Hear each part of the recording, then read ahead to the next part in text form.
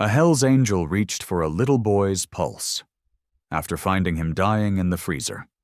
What happened next was unbelievable. The sun had not yet cleared the tree line when Tank Morrison opened his eyes. He always woke early, even when he didn't have to. Old habit. Years on the road taught his body to rise before the world got loud. He lay still for a moment, staring at the water stain on his bedroom ceiling that looked a little like Ohio if you squinted right. Then he pushed himself up, joints popping like old wood, and swung his feet onto the cold floor. His house sat on 5 acres outside of town, a small ranch place with a detached garage and a gravel driveway that crunched under his boots every morning. Nobody would call it fancy. A recliner with a busted footrest, a television he never watched, a kitchen table built for 4 that only ever sat 1. It was quiet out here, and Tank liked it that way. 45 years old, and he had learned that quiet was not the same thing as lonely, even if some mornings it felt close enough to it. He shuffled into the kitchen and started the coffee maker, an old percolator that groaned and hissed like it was mad at him for waking it up too. While it worked, he stood at the window above the sink and looked out at the fog sitting low over the field behind his property. Autumn had come in fast this year. The leaves had turned overnight, it seemed, gold and rust-colored, and there was a bite in the air that hadn't been there a week ago. Before you continue listening, please let me know where in the world are you watching from today. Now, back to the story. He poured his coffee black into a chipped mug that said "World's Okayest Mechanic," a joke gift from Diesel 2 Christmases back, and drank it standing up, same as always. Then he pulled on his boots and walked out to the garage to check on his bike. The Harley sat gleaming under a shop light, black paint catching the glow, chrome polished to a mirror shine.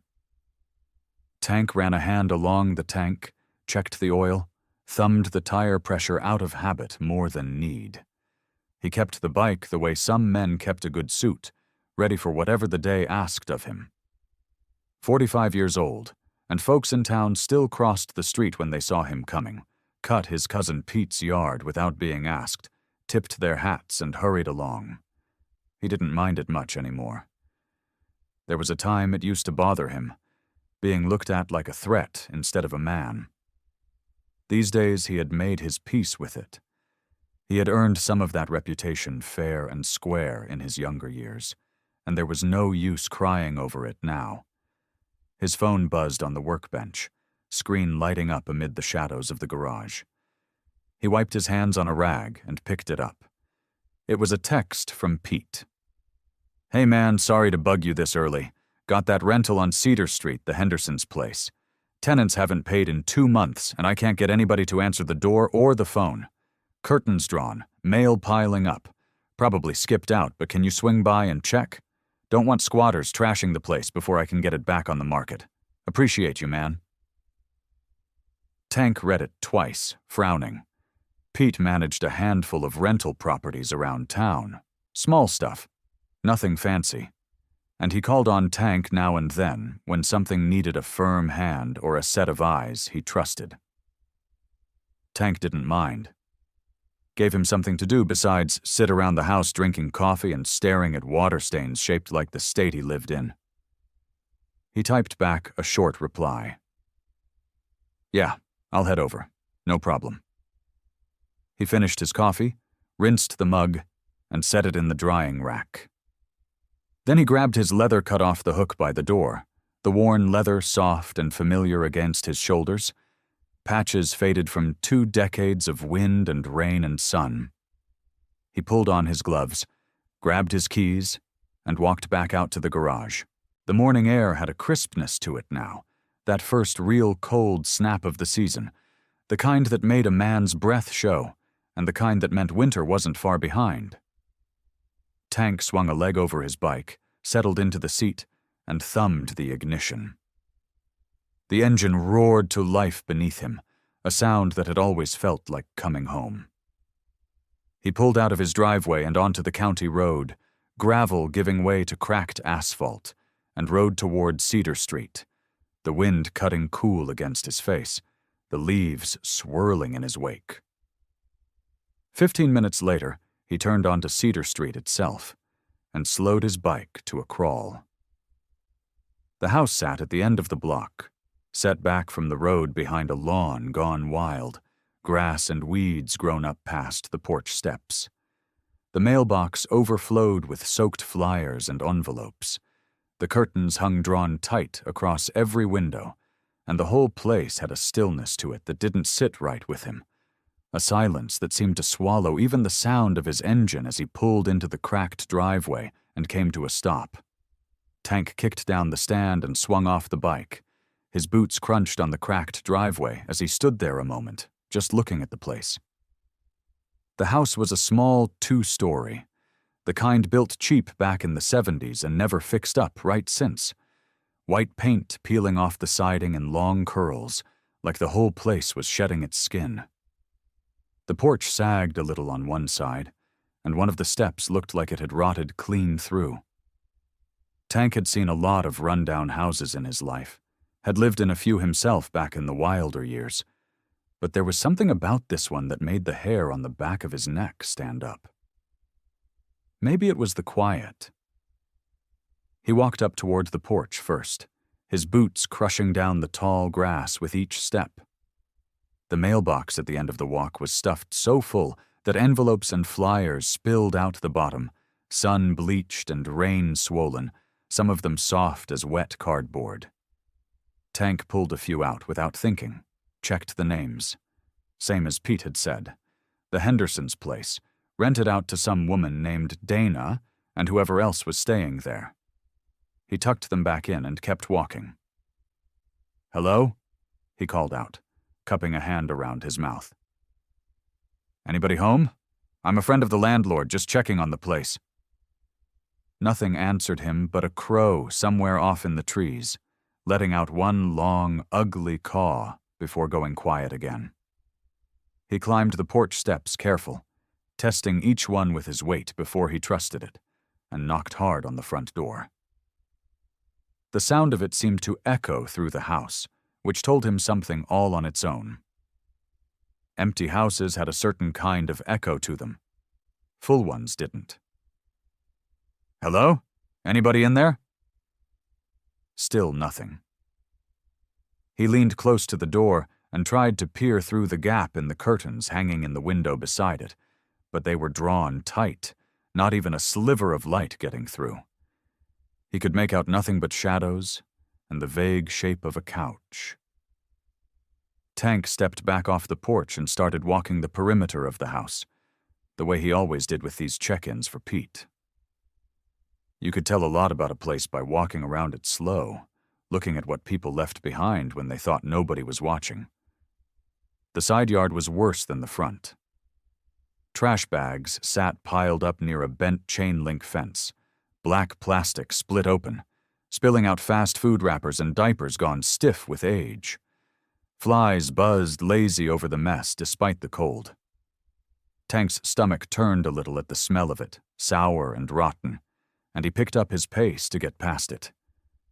Around back, the yard opened up into more overgrown grass, a rusted swing set with only one swing left hanging, chain creaking soft in the breeze. Weeds had grown up through the cracks in an old concrete patio, and a lawn chair lay tipped over on its side, faded from years in the sun. Tank knocked on the back door, too. Same result. Nothing. No footsteps, no voices, no dog barking, nothing at all. He stood there a second, hands on his hips, looking at the place. Pete was probably right.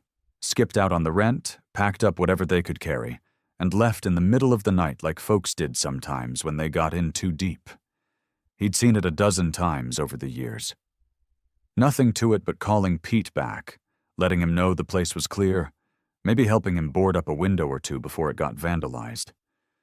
He turned to head back to his bike, and that was when he saw it. A detached garage sat off to the side of the house, half swallowed by ivy crawling up its walls, its single door shut tight. He hadn't checked it yet. Tank walked toward it, boots crunching over dead leaves and gravel, telling himself it was probably nothing. Empty tools, maybe a busted lawnmower, the kind of junk people left behind when they ran. He was 3 steps from the door when he heard it. A sound. Faint, rhythmic. Thump, thump, thump. Tank froze, every muscle in his body going still at once. Then, underneath it, thin as a thread pulled tight, he heard something else. A whimper. Small. Broken. Barely even a sound at all, more like the memory of one. His blood went cold. He didn't think. He didn't call out again. He didn't hesitate.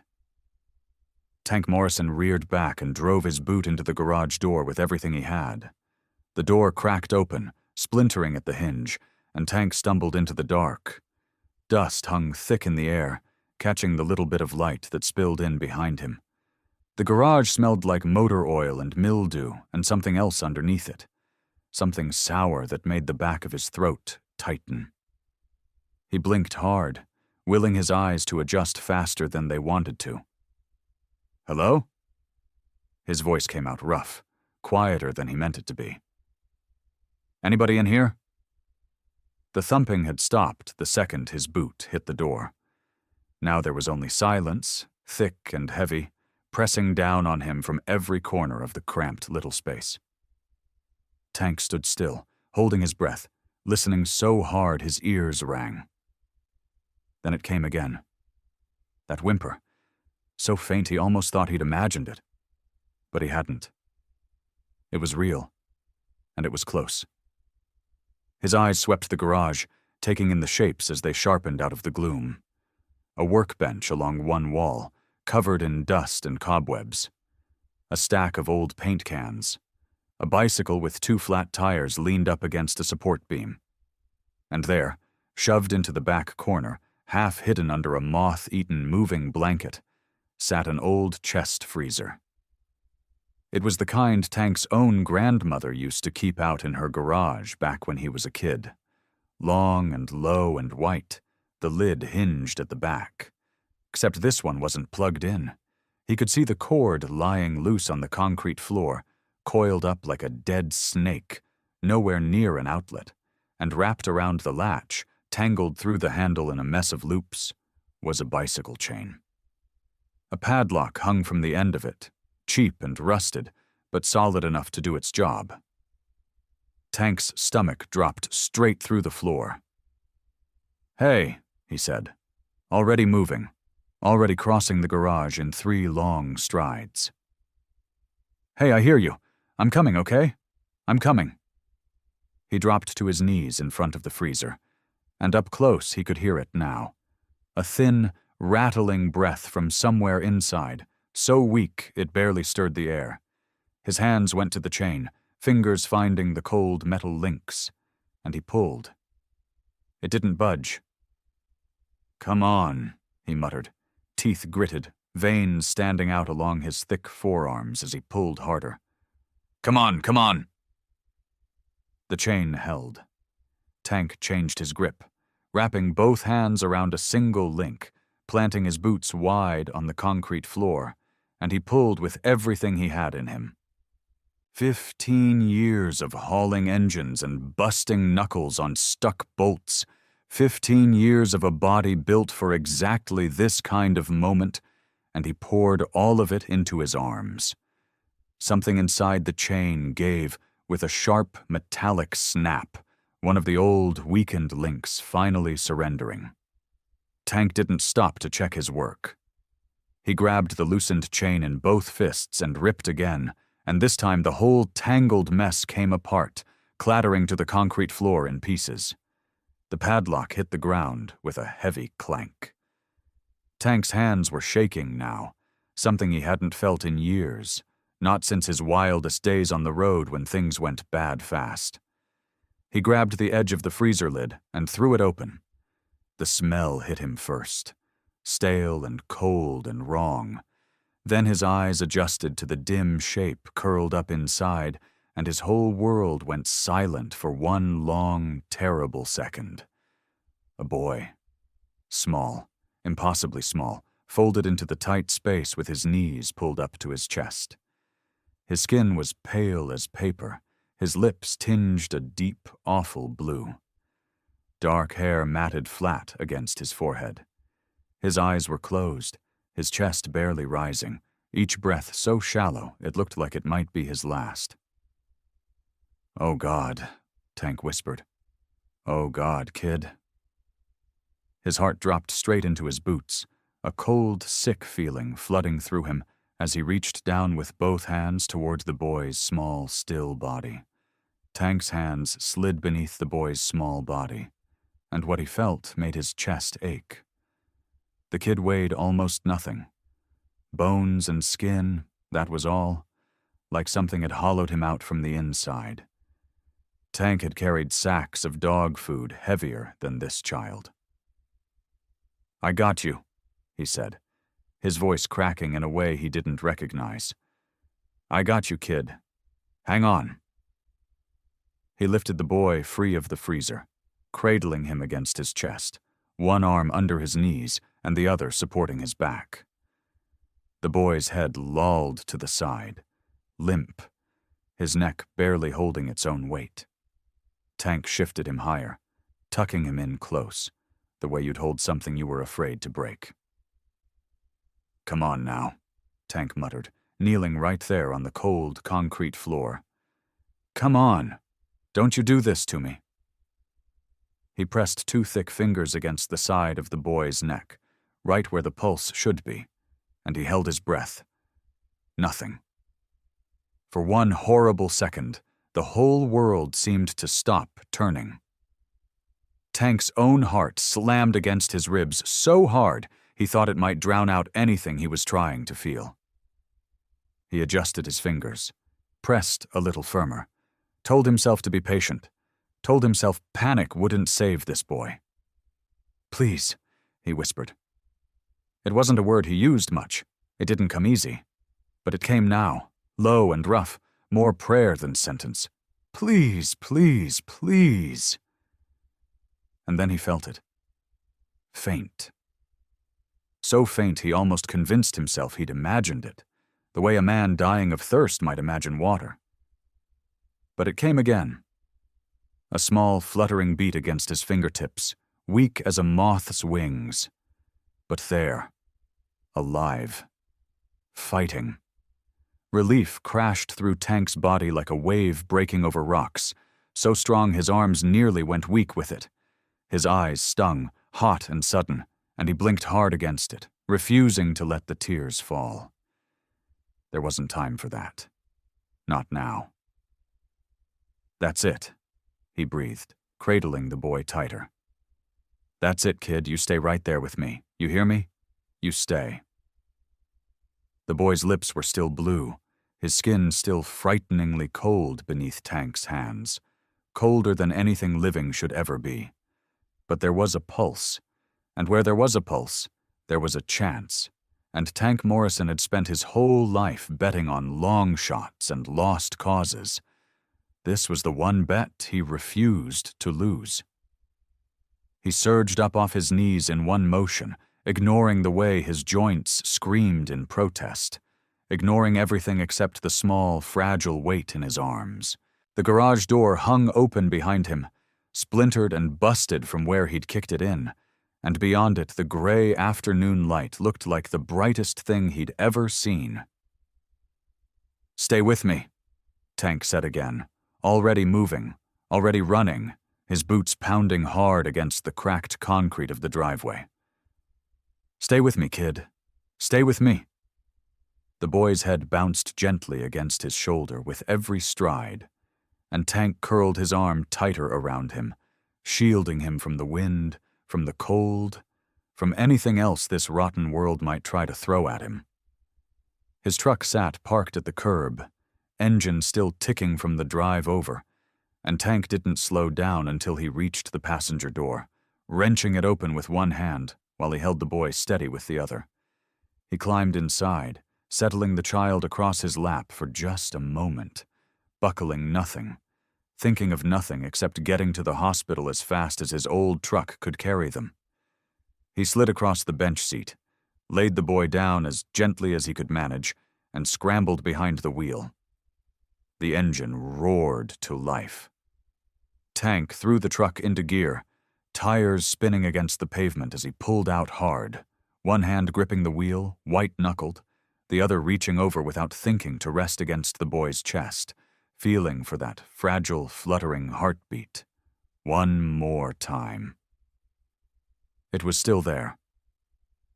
Tank pressed his foot down on the gas, and the truck lurched forward, engine roaring louder now, tearing down the quiet street toward the hospital, toward whatever came next. Tank glanced down at the boy sliding across the bench seat and knew the jacket had to come off. He steered with his knee for one terrifying second, yanking his arm free of the sleeve, then the other, the leather groaning as he wrestled it off his own back at 60 miles an hour down a residential street meant for 25. "Hold on," he muttered, though there was nobody to hear him but a boy who couldn't answer. "Hold on, I got you." He draped the jacket over the child's small frame, tucking it around his shoulders, folding it under his chin the way his own mother used to fold blankets around him when he was small and sick with fever. The leather still held Tank's body heat, and he prayed it was enough. Prayed it would do something against the cold that had already sunk so deep into this boy's bones. The boy didn't stir. His lips were still the color of a bruise, his eyelids fluttering faintly like something struggling to surface from the deep water. Tank reached over again, pressing 2 fingers to the thin wrist poking out from under the jacket, and felt that same weak, stubborn pulse. "That's it," Tank said, voice rough. "That's it, kid. You're still here? You stay right there?" He blew through the stop sign at the end of Miller Street without even tapping the brakes, and a horn blared somewhere behind him. But he didn't look back. 2 blocks later, a red light glowed ahead at the intersection with Route 9, and Tank didn't slow for that either. He checked left, checked right, saw a gap in traffic and gunned it, the truck's old engine screaming as it lurched through the crossing. A minivan swerved, honking, but it didn't matter. Nothing mattered except the hospital sign glowing blue in the distance, still 5 minutes away by any normal reckoning. Tank intended to make it in 3. "Come on," he said, glancing down again. The boy's chest rose, so slightly then fell. Rose again. Small breaths, shallow as a sparrow's, but they were breaths. "That's my boy. Keep doing that. Keep breathing for me."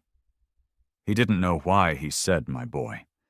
It just came out, the way the pleas had come out back in the garage, from somewhere underneath the thinking part of his brain, some old instinct he didn't know he still had. The truck rattled over the railroad crossing on 5th Street, jolting hard enough that Tank's arm shot out automatically to brace the boy against the door, keeping him from sliding. His knuckles were white on the wheel again a second later, guiding the truck through another red light. This one at the busiest intersection in town, right by the pharmacy. Cars slammed brakes. Someone shouted out a window. Tank didn't hear the words, only the tone, and he didn't care about that either. The hospital's emergency entrance came into view, red letters glowing over glass doors, and Tank whipped the truck into the circular drive so fast the tires screeched against the pavement, cutting straight across the lane meant for ambulances. He threw it into park without bothering to line up with a spot, killed the engine, and was out the door and around to the passenger side before the truck had even finished rocking on its shocks. He scooped the boy up, leather jacket and all, cradling him just like before, and ran. "Help!" Tank bellowed, shouldering through the sliding glass doors before they'd fully opened, nearly ripping them off the track. "I need help! Somebody help this boy!" The waiting room erupted into motion. A nurse behind the desk shot up out of her chair, eyes wide, already reaching for a phone. Another came around the counter at a dead run, took one look at the blue lips, the stillness of the small body in Tank's massive arms, and shouted something over her shoulder that brought 2 more people running with a gurney. "Set him here," the first nurse said, and Tank laid the boy down as gently as his shaking arms allowed. Hands descended on the child from every direction, checking, calling out numbers, wrapping him in warmed blankets, wheeling him backward through the room. "Sir, you need to stay here," someone said. A hand pressed flat against Tank's chest, holding him back. He stood frozen, staring after the gurney as it disappeared through a set of double doors. The boy swallowed up in a swirl of blue scrubs and shouted instructions. The doors swung shut behind them. The waiting room smelled like bleach and burnt coffee. Tank stood in the middle of it, too big for the plastic chairs, too restless to sit in one anyway. His hands wouldn't stop shaking. He looked down at them, at the scraped knuckles from ripping the bike chain apart, at the blood dried under his fingernails, and he didn't know if it was his or the boy's. He started pacing. 6 steps to the window, 6 steps back to the double doors, over and over, his boots heavy on the tile floor. A security guard by the front desk kept one eye on him, hand resting near his belt like he expected trouble. 2 nurses whispered behind the counter, glancing over every few seconds, taking in the leather cut, the patches, the gray beard, the tattoos crawling up both forearms. Tank knew what they saw. He'd seen it his whole life. A man who looked like trouble walked into places like this, and people got nervous. He didn't care. Let them stare. "Sir?" A woman in scrubs the color of faded denim stepped toward him, clipboard pressed to her chest like a shield. "I need you to have a seat. Are you family?" "No," Tank said. His voice came out rougher than he meant it to. "Then I'm going to need you to wait in the lobby area, or I'm not leaving." He said it quiet, but there was iron under it, the kind of voice that had settled arguments in bars and back rooms for 25 years without a single raised fist. "That boy didn't have nobody else. I found him. I'm not walking out that door till I know he's all right." The nurse studied him a long moment. Whatever she saw made her decide not to push it further. She nodded once, short, and went back behind the counter.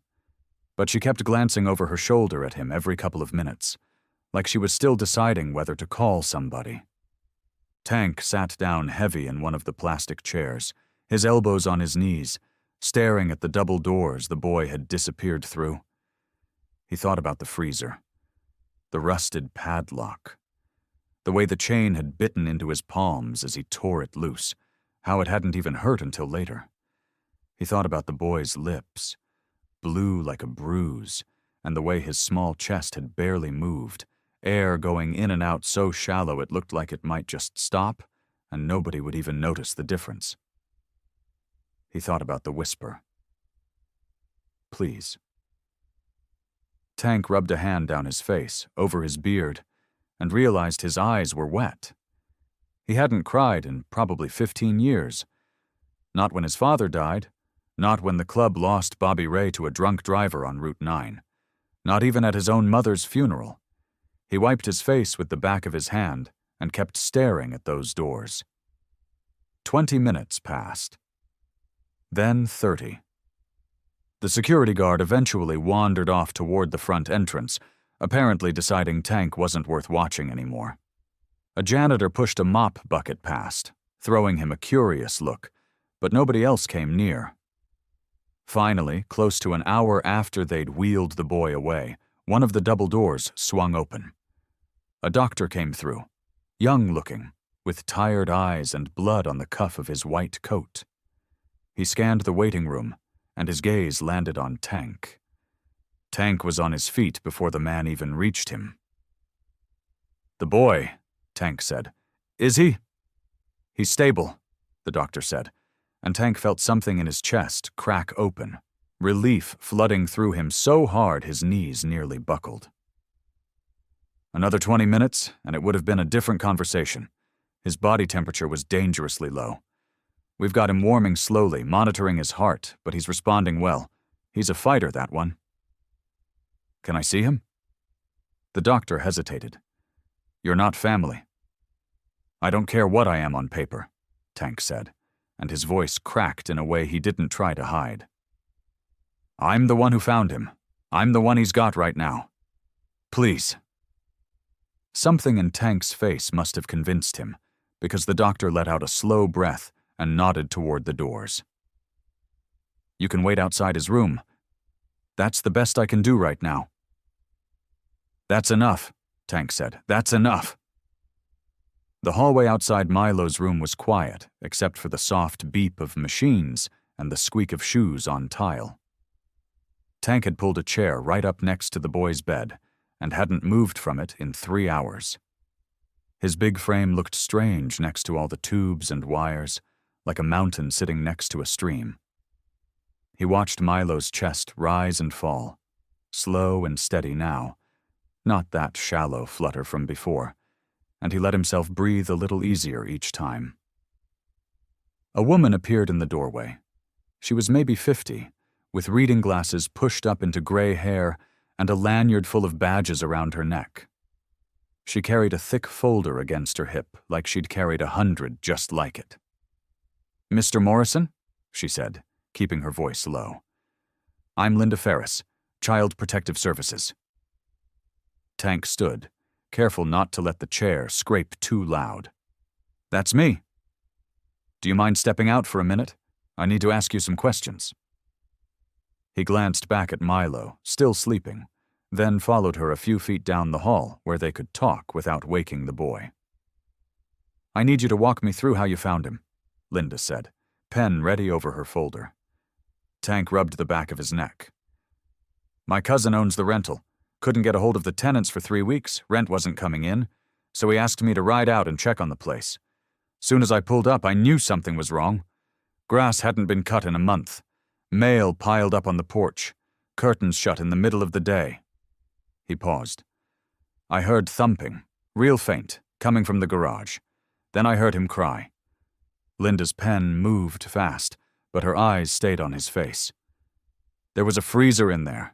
Old chest freezer, unplugged, but somebody'd locked it shut with a padlock and a bike chain."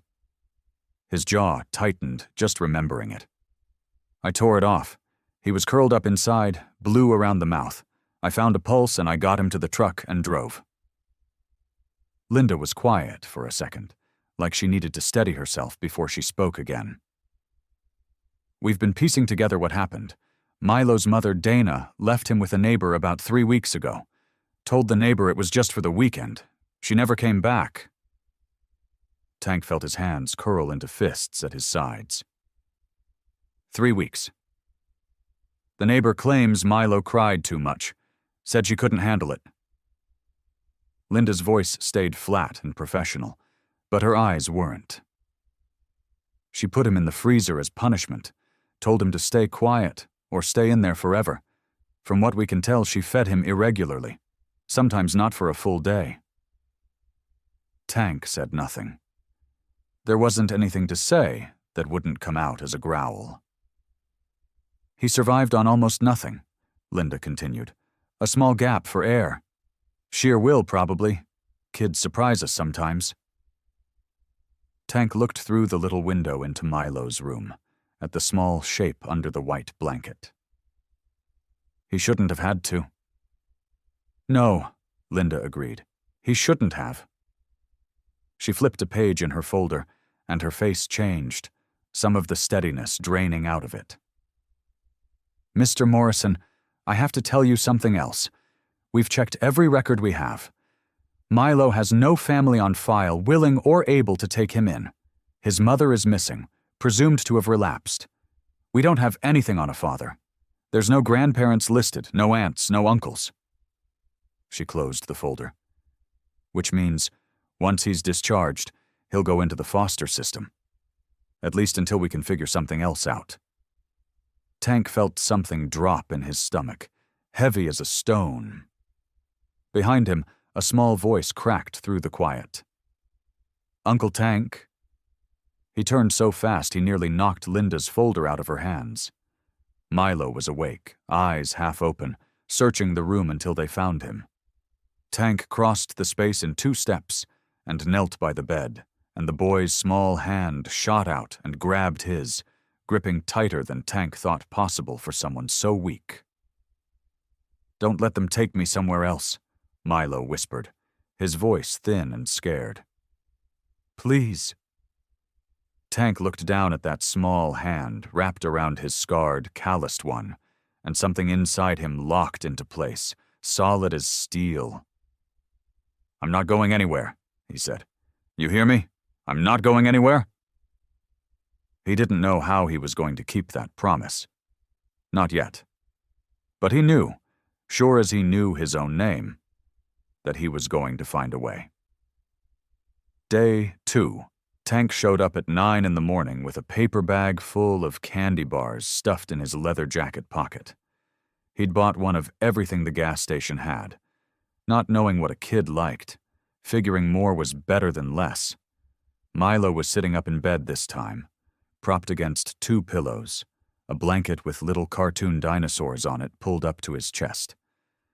Somebody, probably a nurse, had gotten some color back into his cheeks.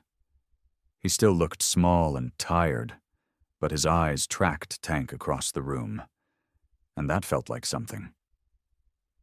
"Brought you supplies," Tank said, dumping the bag on the little rolling table. Snickers, Milky Way, a couple of Kit Kats, a bag of Skittles that had gotten a little squished in his pocket. Milo stared at the pile like he'd never seen anything like it. "All of these? For me? Who else would I give them to?" Tank pulled the chair close and sat down, the metal legs creaking under his weight. "Pick one." Milo picked the Kit Kat, careful, like he thought it might get taken away if he moved too fast. He unwrapped it slow, broke off one finger of chocolate, and ate it in tiny bites, watching Tank the whole time. "You don't gotta eat it like that," Tank said gently. "Ain't nobody gonna take it from you, kid. You can eat the whole thing." Milo looked down at the candy bar, then back up. He didn't say anything, but he ate a little faster after that. Chapter 3. Tank brought a deck of cards the next morning, an old one from his truck with a bent corner on the 7 of clubs. He pulled the chair up and started shuffling, the cards snapping and folding under his thick fingers with a skill that surprised Milo. "You know magic?" Milo asked. "Not magic, tricks. Difference is magic ain't real. Tricks, you can learn." Tank fanned the deck out. "Pick a card, don't show me." Milo picked one, studied it hard like he was trying to memorize every detail, a 6 of hearts, and slid it back in wherever Tank told him to. Tank shuffled twice, cut the deck, and pulled the 6 of hearts right off the top. Milo's mouth dropped open. "How'd you do that?" "Ain't telling you the trick if you don't ask nice." "Please, Uncle Tank." The words came out easy, natural, like they'd always been there. Tank felt something catch in his chest, a warm ache he didn't have a name for. He cleared his throat and showed the boy how to palm a card, how to keep his eyes on the mark's face instead of his own hands, so nobody noticed what he was really doing. Milo practiced it for 20 minutes straight, dropping cards on the blanket, laughing every time, a real laugh, the kind that came from somewhere deep and hadn't been used in a while. Day 4. By the 4th visit, Milo had the trick down clean. He showed Tank first thing, beaming, proud of himself in a way that made Tank's throat go tight. "You're gonna be better than me soon," Tank said, and meant it. They played 2 rounds of war with the bent deck, Milo declaring himself champion both times when Linda Ferris knocked on the doorframe. She had that same folder under her arm, and her face had the careful, flat look of someone about to say something they didn't want to say. "Mr. Morrison, could I have a word?" Tank ruffled Milo's hair and stood, following her out into the hallway. She kept her voice low, professional, but there was something tired underneath it. "I wanted to update you," she said. "We've exhausted our search for family. No one's come forward. No one's willing." She paused, glancing through the little window at Milo, who was stacking the cards into a wobbly tower on his tray table. "If nothing changes, he'll be placed into the foster system by the end of the week. We'll do our best to find him somewhere good, but I won't lie to you. Placements for kids his age, with his history, aren't always easy to find fast." Tank stood there for a long moment, jaw tight, hands curled at his sides.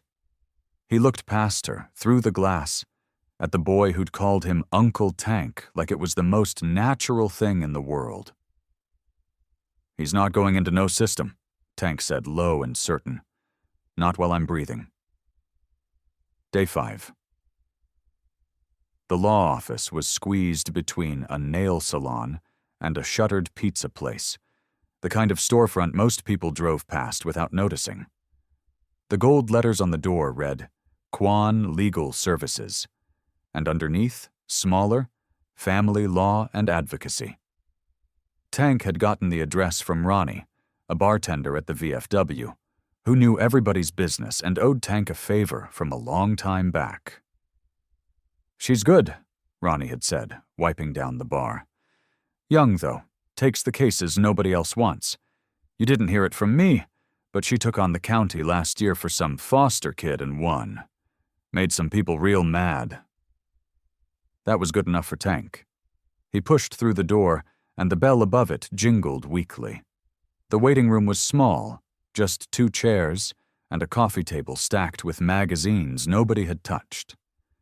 A woman came out from the back office, maybe 32, 33, sharp eyes behind a pair of glasses, dark hair pulled back tight. She stopped for half a second when she saw him. The leather cut, the beard, the size of him filling up the doorway, but she didn't flinch. "Can I help you?" "Looking for Sarah Quan." "That's me." She didn't ask him to leave. That was the first thing Tank noticed.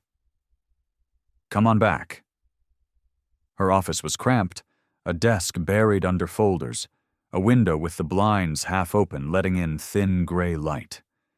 She sat down behind the desk and gestured to the chair across from her, an old thing with a wobbly leg.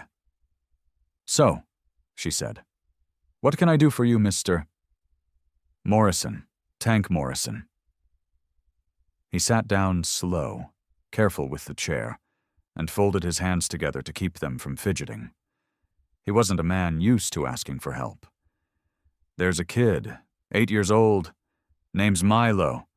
I found him 3 days ago, locked in a freezer in my cousin's rental property. Neighbor was supposed to be watching him. Instead, she near-killed him."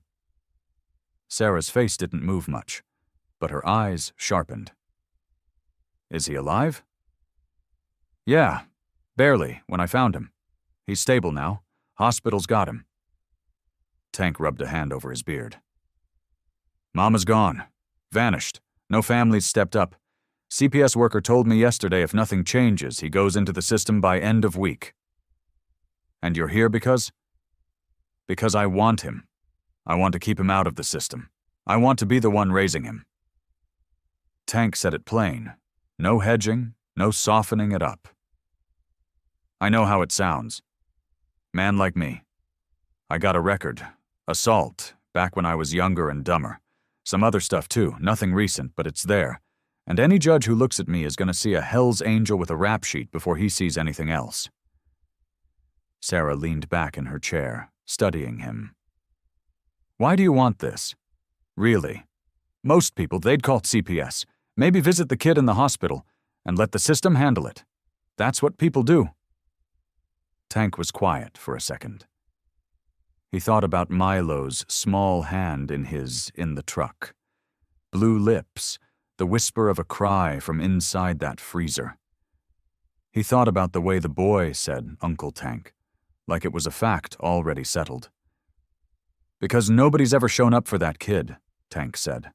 "Not his mama, not his daddy, whoever he is. Nobody. I showed up once by accident, and it saved his life.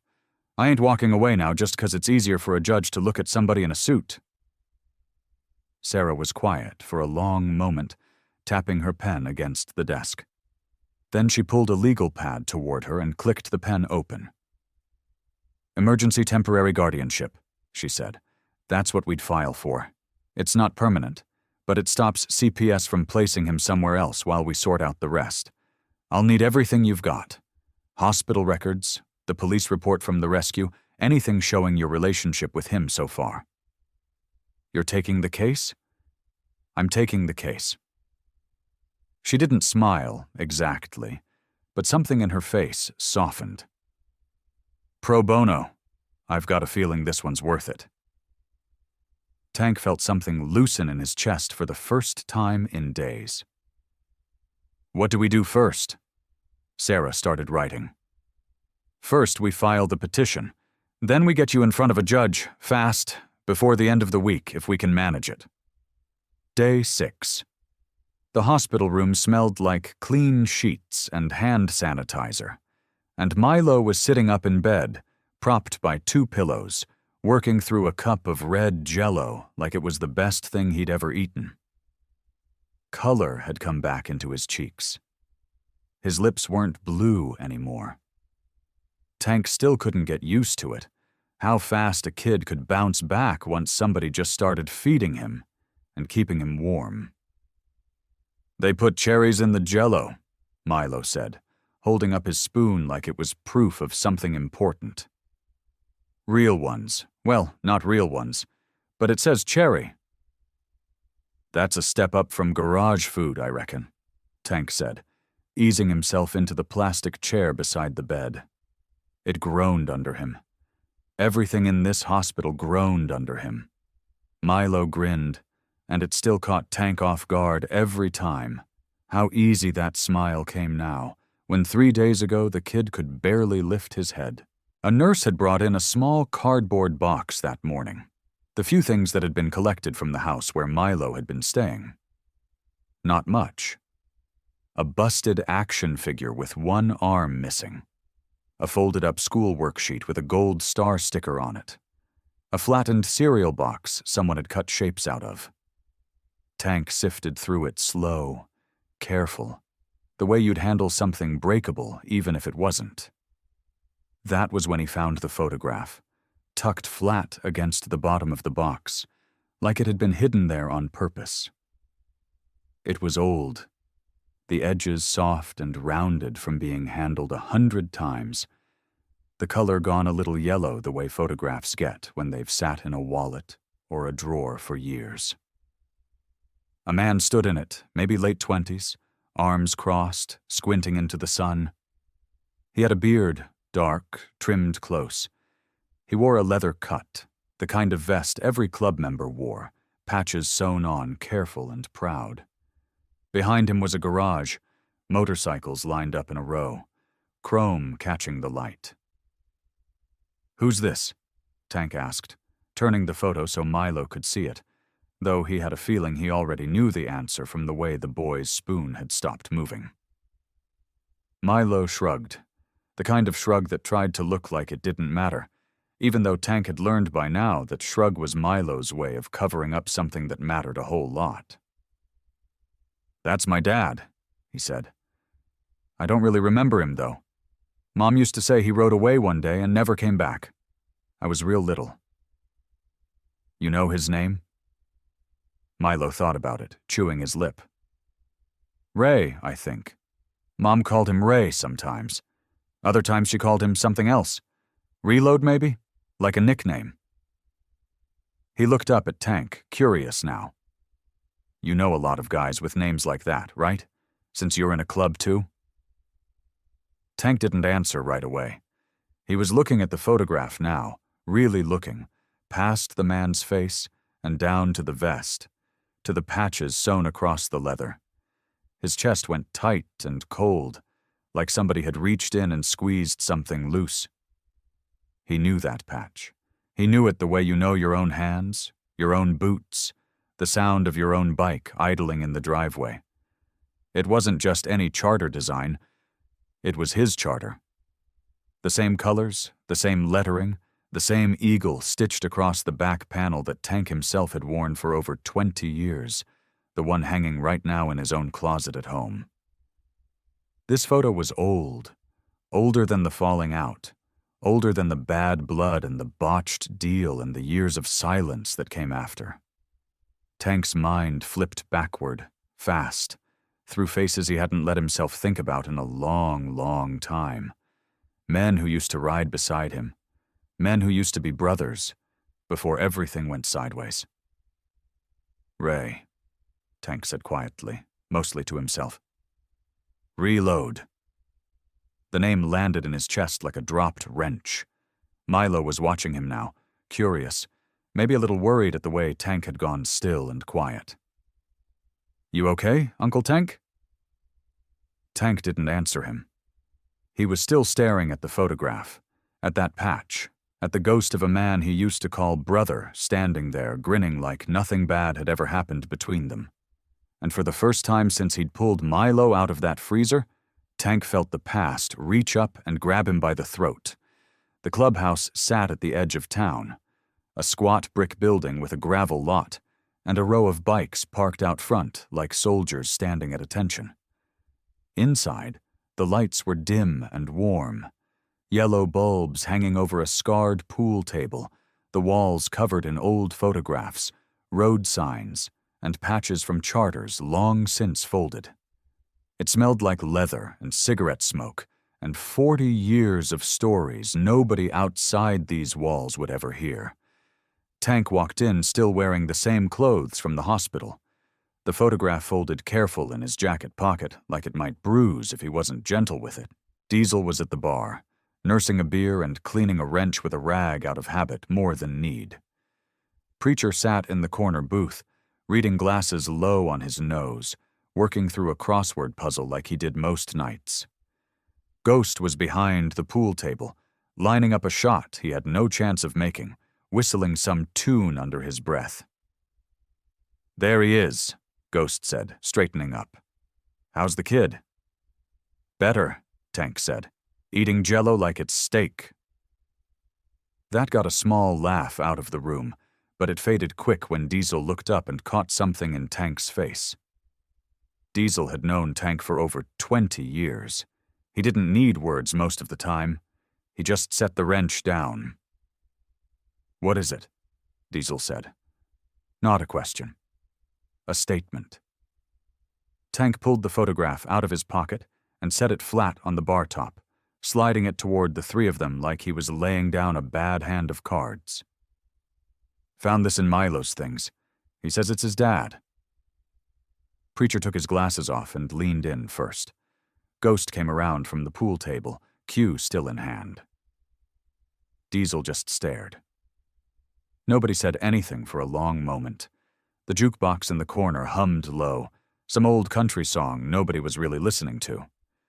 "Well, I'll be damned," Ghost finally said, quiet, none of his usual joking left in his voice. "That's Reload." "Ray Delgado," Preacher said, setting the photo down gentle, like it was something sacred. "Lord, haven't heard that name in years." Tank nodded slow. "That's what I figured. Wasn't sure at first. Then I saw the patch." Diesel picked the photo up this time, holding it closer to the light, studying the man's face like he was trying to match it against a memory that had gone soft around the edges. "Milo's his kid? Says his mama told him his daddy rode off and never came back? Never even knew the man's real name till today. Just knew him as some picture in a box." The room went quiet again, heavier this time. Ghost set his pool cue against the table and pulled out a chair, sitting down across from Tank like his knees had suddenly gotten tired. "You remember why Ray left?" Diesel said. It wasn't really a question either. "I remember," Tank said, and his voice had gone low, the way it did when he was choosing his words careful. "I remember all of it." Preacher folded his hands together on the bar top. "Wasn't just Ray who left that day. Could have been you too, Tank, if things had gone different." "The Fitzgerald deal," Ghost said, shaking his head slow. "Man, I ain't thought about that in years." Tank felt his jaw tighten, old memory rising up sour in his throat. Ray set that whole thing up. Said it was clean. Said it was easy money, in and out, nobody gets hurt. Turned out the guns weren't clean at all. Feds were already watching that warehouse for months before we ever walked in. You almost went away for that, Diesel said. 10 years they were talking. 10 years over Ray's mess. Would have too, Tank said, if my lawyer back then hadn't found a hole in how they built the case. Ray knew what he was walking us into. Never said a word. Just let us walk in blind while he covered his own tracks and slipped out clean. Tank's hands had curled into fists on the bar without him meaning them to. Man near got me buried under a prison for something he set up and didn't have the guts to own. And then he just left, Ghost said. Never showed his face again. Not at the clubhouse, not at nothing. Some of us wanted to go find him, Preacher said. Settle it proper, but you said leave it be. Said a man who'd do that to his brothers wasn't worth chasing.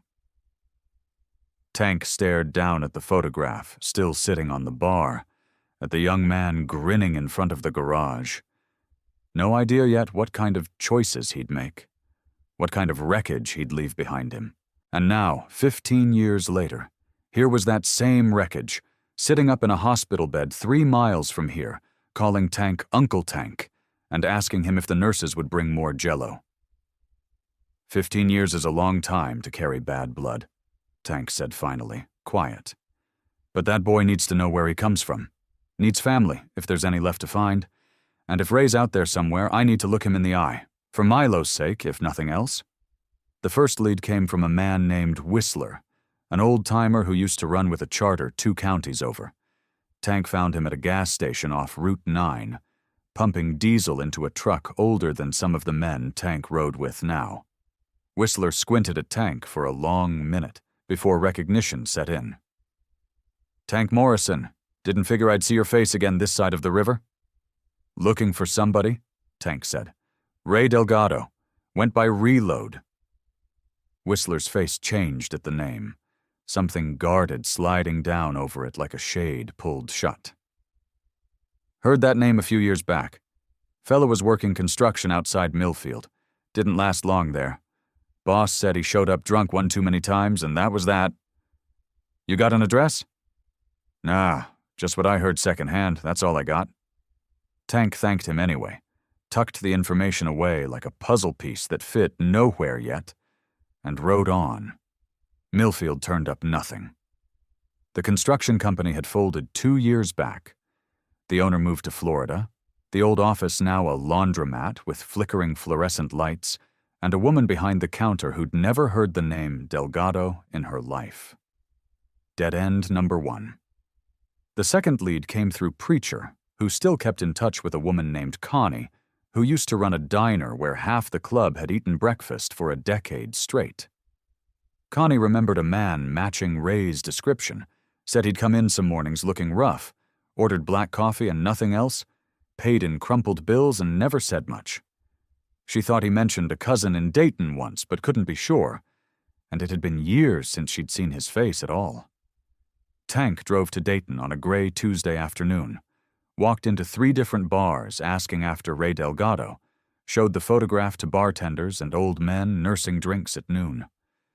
Nobody knew the name. One man thought he recognized the face, but it turned out to be somebody else entirely, a mechanic who'd moved to Kentucky years back. Dead end number 2.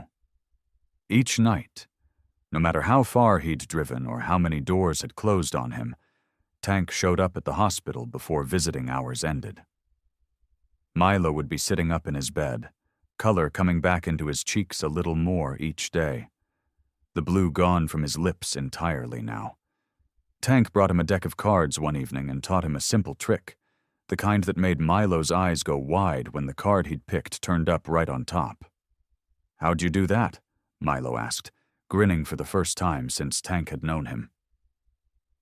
Man's gotta have some secrets, Tank said, and ruffled the boy's hair, careful and light, like Milo was something that might still break if handled wrong.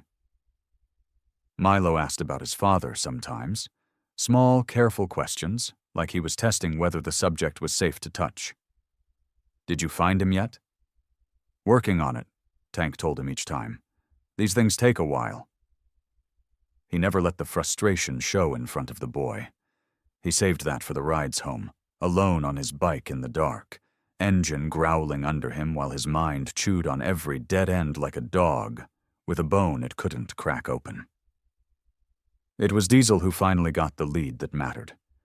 He'd reached out to an old prospect from years back, a man named Cole, who'd left the club under decent terms and settled into a quiet life 2 towns over in a place called Bremerton. Cole remembered Ray, said Ray had rented a room above his sister's garage for the better part of a year before he passed, kept mostly to himself, coughing something fierce toward the end. Cole didn't have a phone number, didn't know if the sister still lived there, but he had an address, written down on a torn piece of paper that Diesel brought into the clubhouse and set on the bar in front of Tank, like it was made of gold. Bremerton, Diesel said, 40 minutes out. Tank looked at the address a long time, feeling something shift in his chest, some mixture of hope and dread he couldn't quite untangle. We go in the morning? He said. Diesel nodded once. I'll drive. They left before sunrise, the road empty and gray, mist still clinging low over the fields as Diesel's truck rumbled east toward Bremerton, toward whatever answers waited there. The hospital room smelled like antiseptic, and the grape juice box sitting half empty on Milo's tray table. Sunlight came through the blinds in thin stripes, falling across the blanket where Milo sat cross-legged, flipping through a comic book Tank had brought him 2 days before. The knock on the door was soft, but the men who walked in were not small. Preacher came first, his gray beard trimmed neat, his leather cut creaking as he moved. Behind him, Ghost ducked his head under the door frame out of habit, even though he had plenty of room to spare. Both men filled the small room the way weather fills a sky. Milo's eyes went wide. He set the comic book down without looking at it.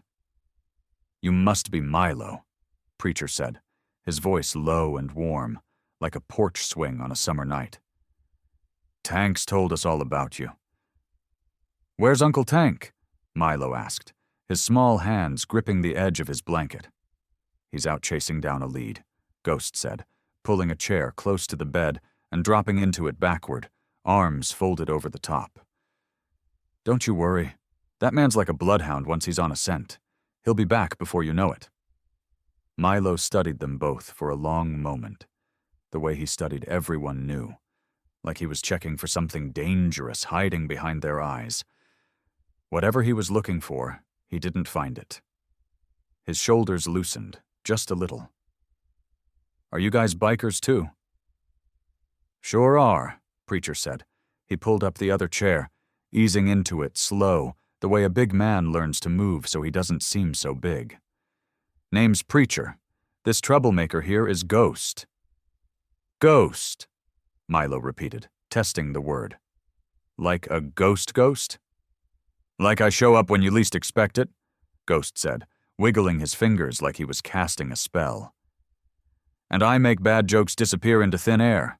Watch this. He pulled a quarter from behind Milo's ear, presenting it with a flourish. Milo laughed, a real laugh, bright and surprised, like it had been stuck somewhere inside him, and just now found the door. A nurse passing in the hallway paused at the sound, peeking through the open door. She'd seen the leather cuts, the tattoos crawling up thick forearms, and she'd expected trouble the first time Tank showed up weeks ago. What she saw now made her stop entirely. 2 grown men, hard-looking as stone, hunched over a hospital bed showing a little boy card tricks and quarter tricks, laughing along with him like he was the most important person in the world. She shook her head, smiling faintly, and moved on down the hall. Preacher noticed her but said nothing. He was used to it by now, the surprise on people's faces. He'd stopped letting it bother him a long time ago. You want to hear a joke? Ghost asked. Yeah, Milo said, sitting forward. Why don't bikers ever get lost? Milo shook his head. Because they always follow their gut, and mine's telling me it's lunchtime. Ghost patted his stomach, and Milo giggled again, covering his mouth with both hands like he was trying to keep the sound from escaping too loud. They stayed 2 hours. Preacher told him stories about the club, careful ones, the kind with no sharp edges, about road trips and cookouts, and the time Ghost's motorcycle broke down in a cow pasture, and he had to ride the last 5 miles on the back of Diesel's bike, hollering the whole way. Milo hung on every word like it was the best thing he'd ever heard. When a doctor finally came in to check Milo's chart, she paused at the sight of the 2 men crowded around the bed. Looks like you've got quite the fan club, she said to Milo, smiling. They're my uncles, Milo said, easy as anything, like the word had always belonged to him. The doctor smiled wider and made a note. Well, good news for your uncles. Milo's cleared for discharge, medically speaking, just waiting on the paperwork now. After she left, Milo turned to Preacher, his small face suddenly serious, the earlier laughter fading into something more fragile. When can I go home with Uncle Tank? Preacher felt the weight of the question settle heavy in his chest. He kept his voice steady, gentle, the way he always did. Soon, buddy, he said. It'll be soon. But inside, doubt curled tight and cold, wrapping itself around a truth he didn't dare speak aloud. The custody hearing was still 2 weeks away, and nothing about it was certain at all. The courthouse smelled like old paper and floor wax. Tank sat in a hard wooden chair, his leather cut folded over his knee instead of on his back, because Sarah had told him twice not to wear it. He'd worn it anyway, folded up like that, close enough to touch. You look like you're at a funeral, Sarah whispered, straightening a stack of papers on the table in front of her. Feels like one, Tank muttered. His hands, thick and scarred, were pressed flat on his knees to keep them from shaking. Judge Harmon was an older woman with silver hair pulled back tight and glasses that sat low on her nose. She looked over the courtroom like she'd seen every kind of story a person could tell, and believed maybe half of them. This is a preliminary hearing, she said, regarding temporary emergency guardianship of the minor child, Milo, currently a patient at St. Vincent's Hospital. Ms. Kwan, you may proceed. Sarah stood, smoothing her blazer. Her voice was calm, but Tank could hear the steel underneath it.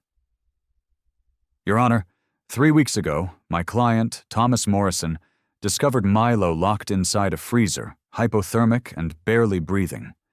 He broke the lock with his bare hands and drove the boy to the hospital, saving his life. Since that day, Mr. Morrison has visited Milo every single day. He has stayed by his bedside through fevers, through nightmares, through the trauma of what happened to him. I'd like to call Nurse Patricia Alvarez to the stand. Patricia was a heavy-set woman in blue scrubs, her badge still clipped to her chest like she'd come straight from a shift. She raised her hand, took her oath, and settled into the witness chair. Nurse Alvarez, Sarah said, can you describe what you've observed of Mr. Morrison's relationship with Milo? I've worked at that hospital 12 years, Patricia said. I don't think I've ever seen anybody show up the way he has. Every day, sometimes twice. He missed one afternoon because his motorcycle broke down, and he still walked 2 miles to get there. She looked at the judge. That boy lights up like a Christmas tree the second Mr. Morrison walks through that door. Calls him Uncle Tank. Won't fall asleep some nights unless Tank's sitting right there in the chair. The judge's pen paused over her notes. And in your professional opinion, has this relationship been beneficial to the child's recovery? Yes, ma'am, Patricia said, without hesitation. More than beneficial. I'd say critical. Sarah called 2 more witnesses, another nurse and the hospital's social worker, both echoing the same story. Tank sat rigid the whole time, staring at his hands, feeling like every word about him was too kind, too generous for a man who'd spent half his life doing things he wasn't proud of. When the opposing attorney, a thin man representing the state, stood to raise concerns about Tank's criminal record and his lifestyle, the judge held up a hand before he'd finished his second sentence. "I've read the file," she said. "I'm aware of Mr. Morrison's record. I'm also aware it's over a decade old, and that in 3 weeks this man has shown more consistency than most biological parents I've seen in this courtroom." She removed her glasses, rubbing the bridge of her nose. "This is not a final custody determination. This is about what's best for this child right now, today." She looked at Tank directly for the first time. He forced himself to meet her eyes, not to look away like he wanted to. "Mr. Morrison, I'm granting temporary emergency guardianship, effective immediately, pending a full hearing in 3 weeks' time, where all parties, including any additional family members who come forward, will have the opportunity to present their case." She tapped her gavel once, a small, sharp sound. "Court is adjourned." Tank sat frozen for a second, like the words hadn't fully landed yet. Sarah turned to him, grinning wide. "You did it. Well, we did it. Temporary, but it's real, Tank." He didn't answer. He was already standing, already reaching for his cut, already moving toward the door faster than his big frame usually allowed. He didn't even remember the drive to the hospital, just the hallway, the elevator, his boots pounding the tile as he pushed open Milo's door. Milo looked up from his comic book, startled by the sudden motion. "Kid," Tank said, breathless, his voice cracking around the edges. "You're coming home with me." Milo's face broke open like sunrise, his eyes filling instantly, a grin spreading so wide it looked like it might hurt. "Really? For real?" "For real," Tank said, crossing the room in 3 strides and pulling the boy into a hug so careful and so fierce all at once that Milo laughed through his tears, arms wrapping a tight around Tank's neck like he'd never let go. The nurse pushed Milo out in a wheelchair, even though he insisted he could walk just fine. "Hospital rules," she said. Milo didn't argue much, too busy grinning up at Tank, who walked beside him carrying a plastic bag full of Get Well cards and a stuffed dinosaur one of the nurses had given him. "You ready, kid?" Tank asked, helping him stand once they reached the truck. "Been ready for 3 weeks, Milo said. Tank laughed, a low rumble that came from somewhere deep in his chest, and lifted Milo into the passenger seat like he weighed nothing at all. The boy was still too thin, his wrists still too small, but there was color in his cheeks now that hadn't been there before, and his eyes didn't dart around the room searching for danger the way they used to. "We're not going straight home," Tank said, pulling out of the parking lot. Milo looked over, curious. "Where are we going?" "You'll see."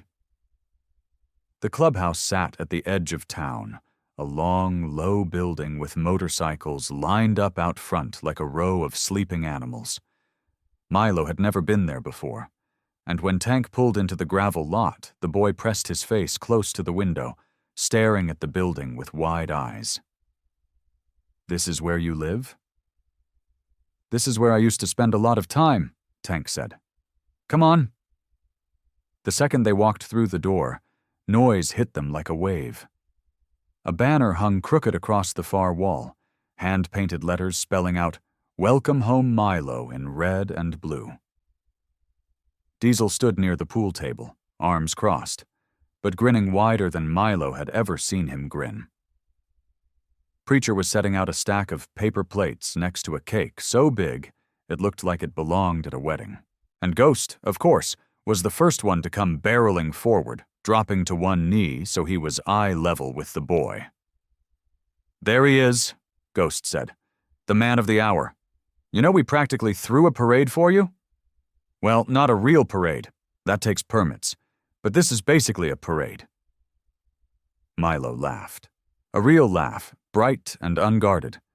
"It smells like pizza." "Kids got priorities," Diesel said, clapping a heavy hand on Milo's shoulder, gentle despite its size. "Good man." The room was full of people Milo didn't fully know yet. Big men with leather and tattoos and beards, but none of them looked scary to him anymore. Not after weeks of watching them show up at the hospital, sneaking him candy, teaching him card tricks, sitting with Tank during the long nights when the machines beeped too loud and the fear crept in. Preacher knelt beside him next, holding something small and folded in his hands. "We made you something," he said. "Every man in this club wears a cut. Figured it was time you had your own."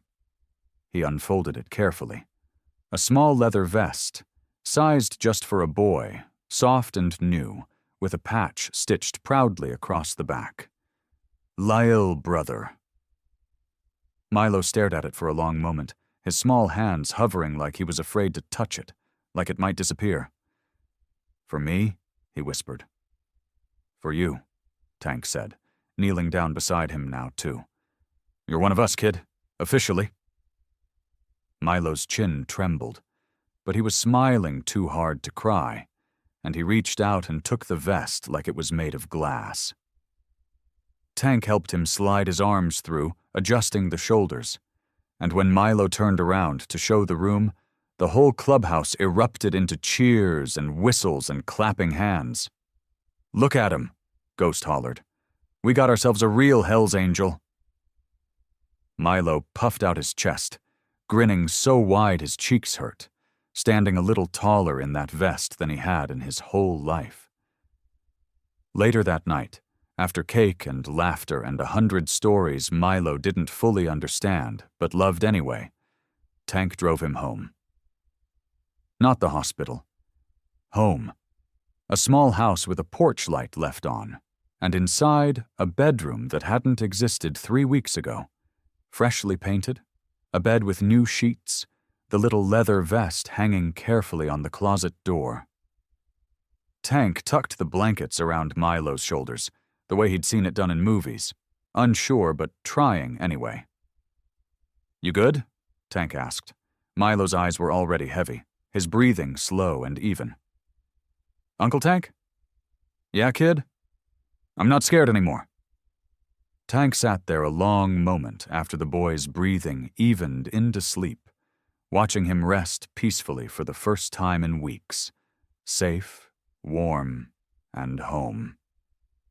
1 week into their new life together, Tank found a rhythm he never expected to find. Mornings meant scrambled eggs that Milo insisted on helping cook, even though he mostly just stood on a chair and stirred the bowl too hard, sending yellow drops across the counter. Afternoons meant homework at the kitchen table, Tank squinting at math problems he hadn't seen since he was a kid himself, pretending he remembered how to do long division.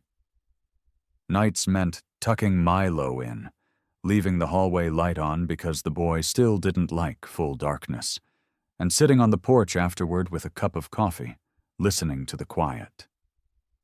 It wasn't much, but it was theirs.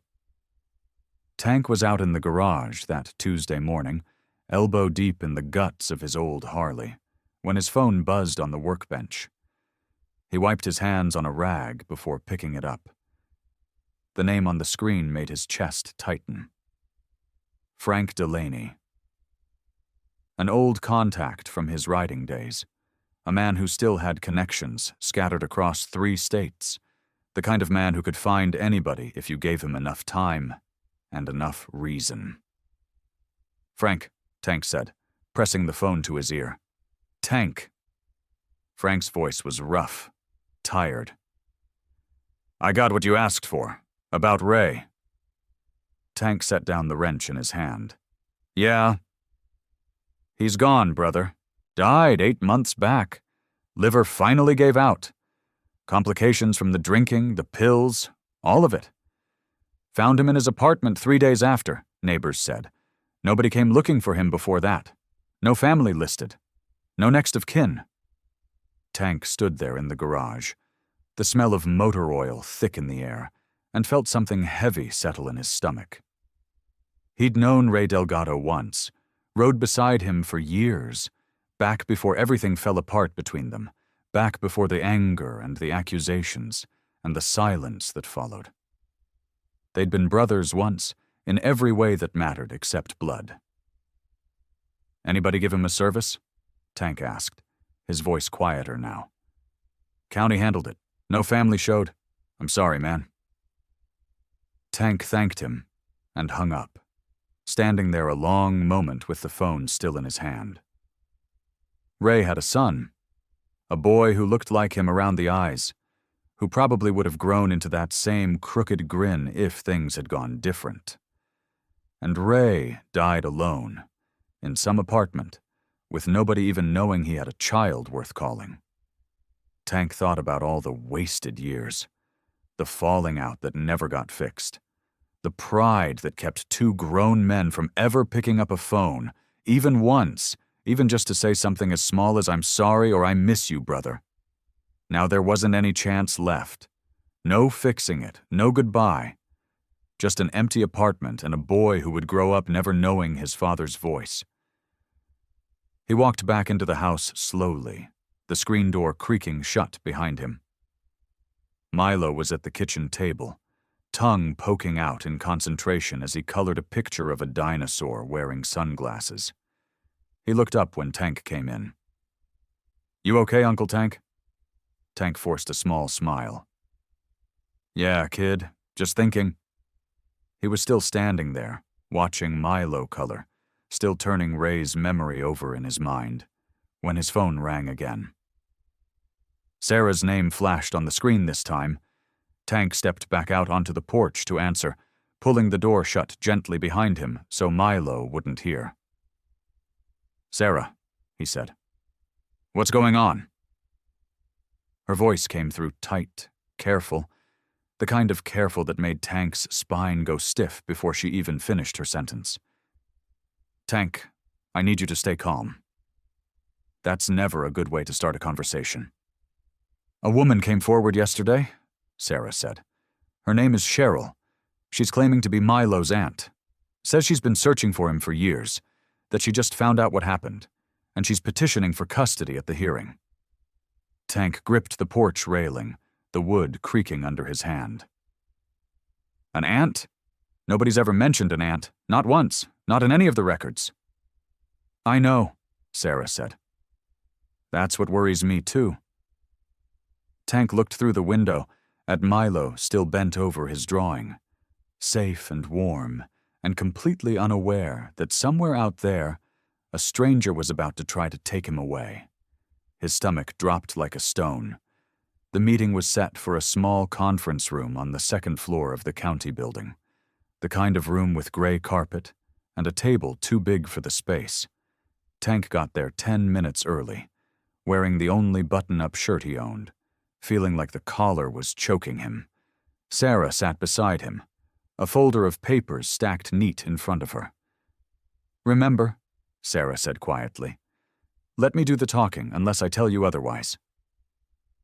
Tank nodded, though every muscle in his body wanted to do the opposite. Cheryl walked in a few minutes later with her lawyer, a thin man in a gray suit who looked like he billed by the minute. Cheryl herself was nothing like Tank expected. She was soft-spoken, dressed in a cardigan the color of oatmeal, her hair pulled back in a way that made her look like somebody's kind schoolteacher. She smiled at Tank like she already felt sorry for him.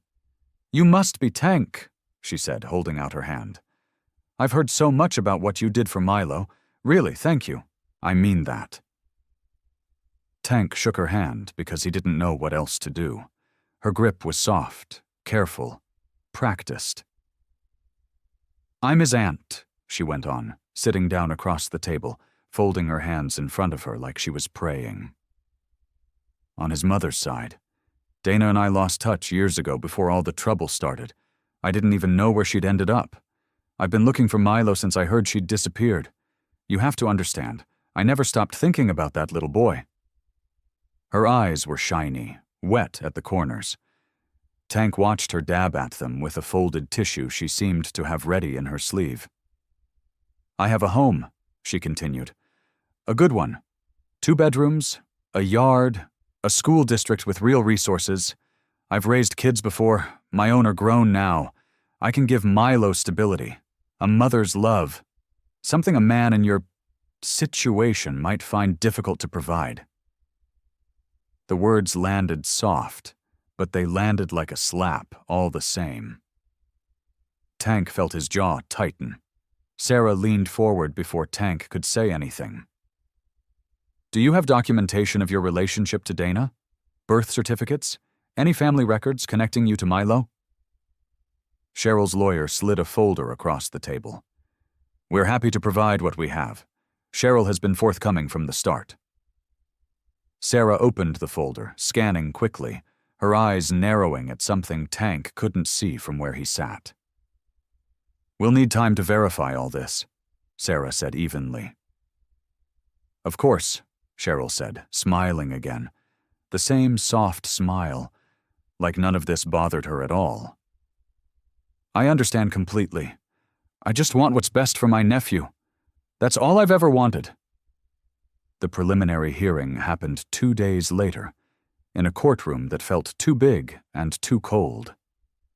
Judge Harmon was an older man with silver hair and reading glasses perched low on his nose, the kind of man who'd seen 1,000 custody cases and had stopped being surprised by any of them. Cheryl's lawyer spoke first, painting a picture of a devoted aunt who'd searched tirelessly for a nephew she loved, a woman with a clean record, a stable home, a family ready and waiting. Then it was Sarah's turn, laying out everything Tank had done. The rescue, the hospital visits, the guardianship petition already filed. But when the judge looked over Tank's file, his expression shifted, just slightly. The way a man's face changes when he's already made up his mind and is only being polite about hearing the rest. "Mr. Morrison," Judge Harmon said, glancing at the papers, "you have a record here. Assault, some years back. Association with a motorcycle club known to law enforcement. I understand things may have changed, but the court has to weigh what's best for this child's long-term stability." Tank felt his hands curl into fists under the table. Sarah's hand touched his arm, a silent warning. "Given the seriousness of these claims and the need for further investigation into both parties," the judge continued, "this court will recess for 2 weeks. I want a full background check on Ms. Cheryl's claims, and I want CPS to conduct home visits for both potential guardians." The gavel came down soft, almost gentle, but it echoed through Tank like a gunshot. Outside the courthouse, Tank stood on the steps, the autumn air cold against his face, feeling like the ground had shifted under him. Sarah stood beside him, quiet, her jaw tight. 2 weeks, Tank said, his voice hollow. 2 weeks and they might just hand him to a stranger. The drive back to the clubhouse took 20 minutes, but Tank barely remembered any of it. His hands stayed tight on the wheel, knuckles pale under his tattoos, and the whole way home he kept hearing Judge Harmon's voice in his head. Assault, some years back. Association with a motorcycle club. The words felt like stones dropped in his gut, one after another, sinking deeper each time. Milo was staying with Preacher's wife, Donna, for the afternoon. A plump, kind woman who'd taken to watching him whenever Tank had court business. When Tank walked through the door, Milo looked up from the coloring book spread on the coffee table, and his whole face lit up. "Uncle Tank?" He scrambled up, nearly tripping over his own feet, and wrapped his arms around Tank's leg before Tank had even taken off his jacket. Tank knelt down, the button-up shirt still stiff and wrong against his skin, and hugged the boy back.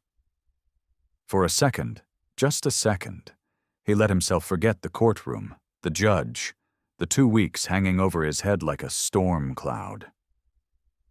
"Hey, buddy," Tank said, his voice rougher than he meant it to be. "You have fun with Miss Donna?" Milo nodded, holding up a drawing of a motorcycle with too many wheels and a stick figure rider with a beard scribbled in bright yellow crayon. "That's you," Milo said proudly. "Looks just like me," Tank said, forcing a smile.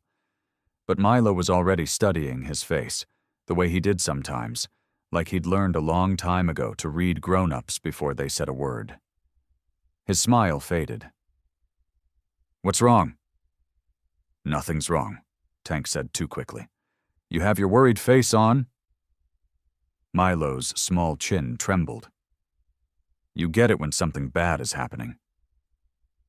Tank sat down on the couch, and Milo climbed up beside him, tucking himself into Tank's side the way he always did now, like he'd been doing it his whole life instead of just a few weeks. Tank wrapped an arm around him, feeling the boy's small bones under his flannel shirt, still too thin, still healing. "There's a lady," Tank said carefully, choosing each word like he was picking his way across broken glass. "She says she's your aunt, your mom's sister." Milo went very still. "I don't have an aunt." "She says she is. The judge, he's got to check into it, make sure everything's fair." "Fair for who?" Milo's voice cracked, and his eyes filled fast, spilling over before he could stop them. "Are they gonna make me go with her? I don't even know her, Uncle Tank. I don't want to go with somebody I don't know." "Nobody's taking you anywhere tonight," Tank said, gripping the boy's shoulder gently but firm, wanting more than anything for that to be enough. "But maybe later? Maybe after the 2 weeks?" Milo's breath came in short hitches now, panic climbing into his voice. "You said I could stay with you. You said, Uncle Tank, you promised." "I know what I said." "Please." Milo grabbed a fistful of Tank's shirt, his small hands shaking. "Please don't let them take me somewhere else. Please, I'll be good. I promise I'll be so good. I won't cry anymore. I won't ask for anything. Just please don't let her take me." Something cracked open in Tank's chest, wide and raw. He pulled Milo into his lap, holding him the way he imagined a father should, rocking him slow while the boy sobbed into his shoulder. "Listen to me," Tank said, his voice thick. "You hear me? I am going to fight for you. Every single day, every single hour until this is done. I am not letting anybody take you anywhere you don't want to go. You understand?" Milo nodded against his shoulder, still crying, but quieter now. Tank carried him to bed himself that night, tucking the blanket up around his chin the way Milo liked, sitting on the edge of the mattress until the boy's breathing evened out, and his eyelids finally gave up their fight against sleep. "I promise," Tank whispered into the dark room, so soft it was almost just for himself. "I'll fight with everything I got." He sat there a long while after Milo drifted off, the house quiet around him, the hallway light casting a thin yellow line across the floor. And in that silence, alone with his own thoughts, Tank felt the doubt creep back in, slow and cold, settling into his chest like a stone. What if everything he had wasn't enough? Sarah Kwan's office was a converted storefront on 5th Street, the kind of place with a busted radiator that clanked all winter and a window sign that still said tax prep from the business before her. It was nearly 9 at night, and she was the only one there, surrounded by stacks of paper that seemed to multiply every time she blinked. Tank had called her that afternoon, his voice tight in a way she'd never heard before. "Something's wrong with this Cheryl woman," he'd said. "I don't know what. I just know it in my gut. Please, Sarah, look into her. I'm asking you as a friend now, not just a client." Sarah had promised she would. Now, staring at her laptop screen, she wondered if her gut feeling would turn into anything real, or if she was chasing shadows because she wanted so badly to help Tank and Milo. She started simple. Cheryl's full legal name, according to the custody filing, was Cheryl Ann Whitfield. Sarah ran it through the state database first, expecting nothing more than a parking ticket or two. What she found instead made her sit up straighter in her chair. There was a name change on record. Cheryl Ann Whitfield had once been Cheryl Ann Duncan, and before that, court documents from nearly a decade ago showed her as Cheryl Ann Griggs. 3 names, 3 different identities, each one used in a different state. Sarah's fingers moved faster over the keyboard now, her tiredness forgotten. She pulled up court records in Indiana first, since that was where the Griggs name showed up. It took almost an hour of digging through public records, but she found it. A custody case, 7 years old, involving a woman named Cheryl Ann Griggs and a 10-year-old boy named Dominic Reyes. Cheryl had claimed to be Dominic's aunt after his parents died in a car accident, and there had been a state stipend attached to his care due to a wrongful death settlement from the accident. The case had been granted temporary guardianship. Then, 4 months later, a caseworker had flagged irregularities in how the settlement money was being spent, and Cheryl Ann Griggs had vanished. The boy was returned to state custody. No one had ever located her. Sarah's hands were shaking now, and it wasn't from the cold radiator. She searched the Duncan name next, and found a second case in Kentucky, this one only 4 years old. A woman named Cheryl Ann Duncan had shown up at a hospital claiming to be the estranged aunt of a 7-year-old girl named Bethany Cole, whose mother had died of an overdose. There was, again, a state stipend involved, this one tied to foster care payments for a child with a documented disability. Cheryl had gained temporary custody, then disappeared within 3 months, taking the girl's benefit checks with her. Bethany had been found alone in a motel room, and Cheryl was never charged because she could never be found. Sarah leaned back in her chair, her heart hammering so hard she could feel it in her throat. 2 states, 2 names, 2 vulnerable kids, both with money attached to their cases. And now a 3rd name, a 3rd state, and Milo. She thought about the way Cheryl had sat in the courtroom, dabbing at her eyes with a tissue, telling Judge Harmon about years of searching for her long-lost nephew. She thought about the sympathetic nods from the bench, the way Tank's leather cut, and his record had been laid out like evidence of unfitness, while Cheryl's soft cardigan and gentle voice had been treated like proof of goodness. It wasn't a coincidence, it was a pattern.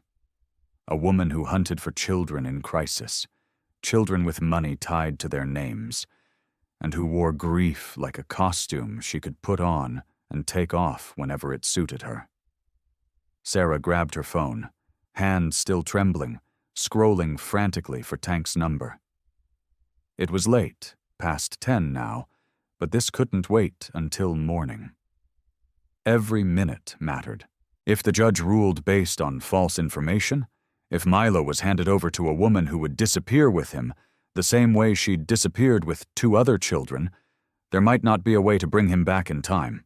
She pressed the phone to her ear, listening to it ring once, twice, willing Tank to pick up. "Come on," she whispered. "Come on, pick up." Tank picked up on the 3rd ring, his voice thick with sleep. "Sarah, what's wrong?" "I found something," she said. "I found a lot of somethings. Can you come to my office right now?" 20 minutes later, Tank walked through the door, still buttoning the flannel shirt he'd thrown on over a white undershirt. His hair was messy, his eyes red-rimmed. He hadn't been sleeping much lately, not since Cheryl showed up in that courtroom with her tissues and her sad story. "Talk to me," he said, dropping into the chair across from her desk. Sarah turned her laptop screen toward him and walked him through everything. The 3 names, the 2 other children, the pattern of stipends and settlements and disappearing acts. Tank's jaw grew tighter with every sentence, his big hands curling into fists on his knees. "She's done this before," he said, his voice low and rough. "Twice." "At least twice that I can find," Sarah said. "There might be more. I haven't been able to search every state yet." Tank stood up and paced the small office, his boots heavy on the creaky floor. How does she even find these kids? Milo's case wasn't public. CPS doesn't just hand out files to strangers. Sarah had been chewing on that same question for the last hour. "That's what's been bothering me. She knew about Milo almost immediately after he was hospitalized. Before the custody hearing was even scheduled, someone had to tell her." "Someone on the inside," Tank said. They started digging together, Sarah pulling up every CPS employee who had touched Milo's file. There were only a handful of names, most of them tied to the initial emergency placement paperwork. One name kept showing up across all 3 cases, buried in different counties under different job titles but the same person. A caseworker named Russell Voss, who had been employed in Indiana 7 years ago, Kentucky 4 years ago, and now worked for the county office here in Ohio. "He's been following her," Tank said, staring at the screen. "Or she's been following him." "I think it's a partnership," Sarah said. "He gets a cut, probably a piece of whatever stipend she collects. He passes her the cases that look easy to exploit. Vulnerable kids, absent family, money attached to their situation." Tank felt something hot rise up in his chest, something that wasn't quite rage but was close enough to it. He thought about Milo lying in that hospital bed, scared and small, and this Voss man selling his file like a piece of meat to a woman who'd leave him in a motel room the second the check stopped coming. "We take this to the judge," Tank said. "All of it." "We will," Sarah said. "But evidence like this needs to be airtight. Financial records, if we can get them. Sworn statements. I'm going to reach out to the caseworkers in Indiana and Kentucky tomorrow, see if any of them are willing to talk on record." The hearing was 3 days away. Sarah worked through the weekend, barely sleeping, chasing down phone numbers and old case files. Tank spent his days at the clubhouse and his nights at Sarah's office, hauling in coffee and takeout, sitting with her while she typed until her eyes ached. On the second day, Sarah asked Tank to bring her something else. Character statements, sworn, notarized from people willing to stand up and say who Tank really was. Diesel wrote his in blunt, simple sentences, describing Tank as the most loyal man he'd ever known. Someone who'd give the coat off his back to a stranger. Preacher's statement was longer, gentler, talking about the way Tank had sat with Milo every single day in the hospital, reading him comic books in a voice barely above a whisper so the boy could sleep. Ghost made Sarah laugh out loud when she read his, full of jokes about Tank's terrible cooking, but ending with a line that made her chest tighten. "Tank Morrison is the best man I know. Any kid would be lucky to have him." The hospital nurses came through, too. 2 of them, women who'd watched Tank sit by Milo's bed night after night, wrote statements describing his devotion, his gentleness, the way he never once raised his voice even when exhausted and afraid. By the 3rd night, Sarah had a folder thick with evidence, Cheryl's fraud, the corrupt caseworker, the sworn statements. She slid it across the desk to Tank, who held it like it might disappear if he set it down too hard. "This is good," she said. "This is really good, Tank." He looked up at her, and for the first time in days, something loosened in his chest. A small flicker, barely there but real. Hope. The kitchen smelled like garlic bread and spaghetti sauce, the good kind that Tank had learned to make from a jar, but always doctored up with extra seasoning. Milo sat at the small table, swinging his legs, a napkin tucked into his shirt collar the way Preacher had shown him. "Like a fancy restaurant," Preacher had said, and Milo had giggled at that. But tonight, there wasn't much giggling. Milo pushed his spaghetti around his plate, twirling the same 3 noodles over and over without eating them. Tank noticed. Tank noticed everything about the kid these days. The way his shoulders crept up toward his ears when he was worried. The way his eyes darted to the door when he heard a car outside. "You're not eating much, bud," Tank said, keeping his voice easy. Milo shrugged. "Not that hungry?" Tank set his fork down. The clock on the wall ticked loud in the quiet kitchen. "Tomorrow's the big day," he said. "The judge is going to decide some things." Milo's legs stopped swinging. "About me?" "About us," Tank said. "About where you're going to live. Who's going to take care of you?" Milo's chin trembled just a little, and he looked down at his plate like it held the answer to a question too big for him to ask out loud. "What if the judge says I have to go with her? The lady?" "Cheryl," Tank said, and even saying her name left a bad taste in his mouth. "Yeah. Her." Milo's voice got small. "I don't want to go with her, Uncle Tank. I don't even know her. She looked at me weird in the courtroom, like she was looking at a toy she wanted." Tank reached across the table and put his big, rough hand over Milo's small one. "That's not gonna happen," he said, and he meant it with everything he had, even though a part of him, the honest part, knew he couldn't promise the future.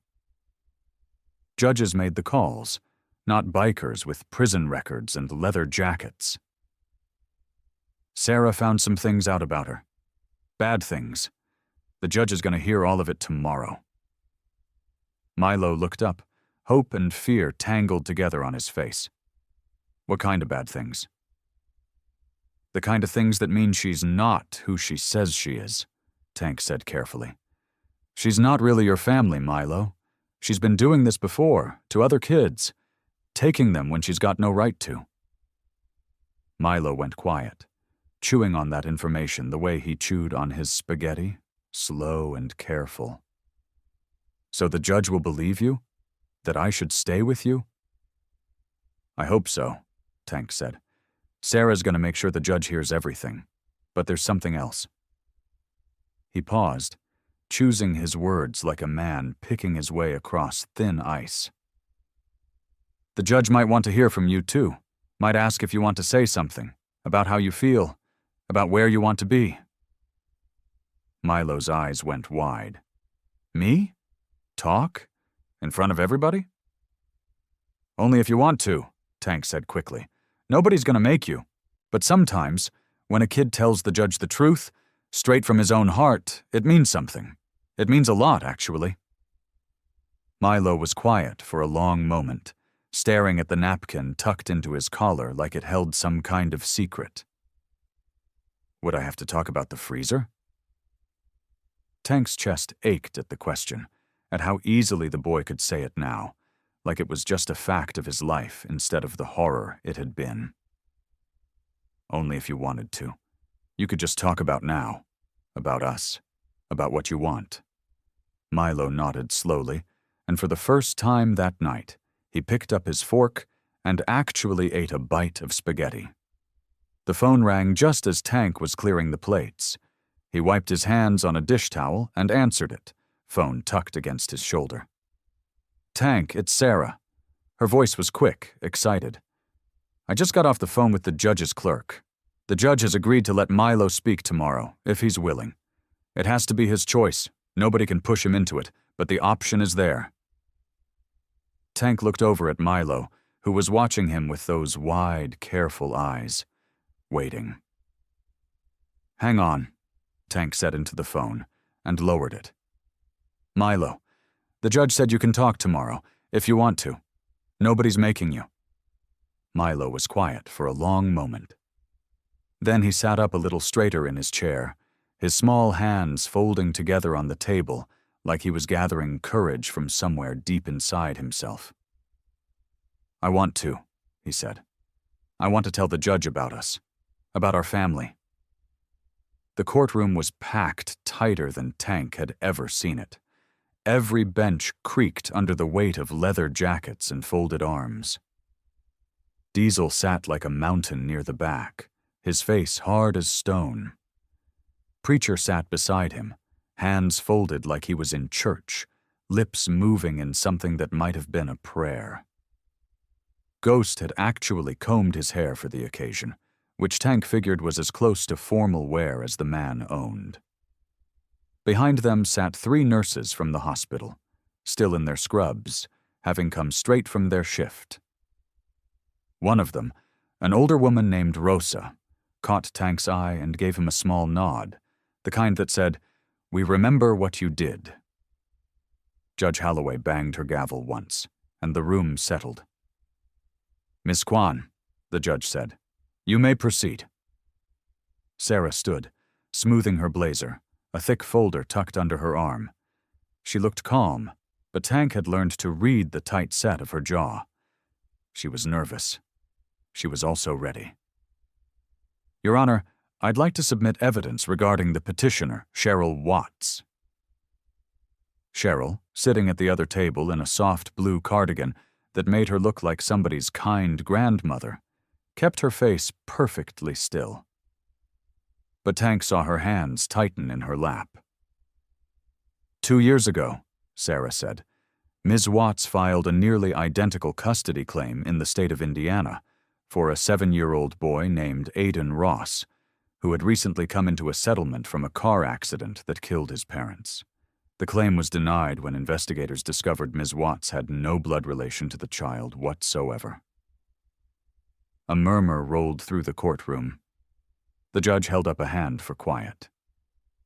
"1 year before that," Sarah continued, "a similar claim in Kentucky, a different child, a different so-called aunt, same outcome, denied once the fraud was uncovered." Sarah placed printed documents on the judge's bench, official records with raised seals, court dates, denial orders.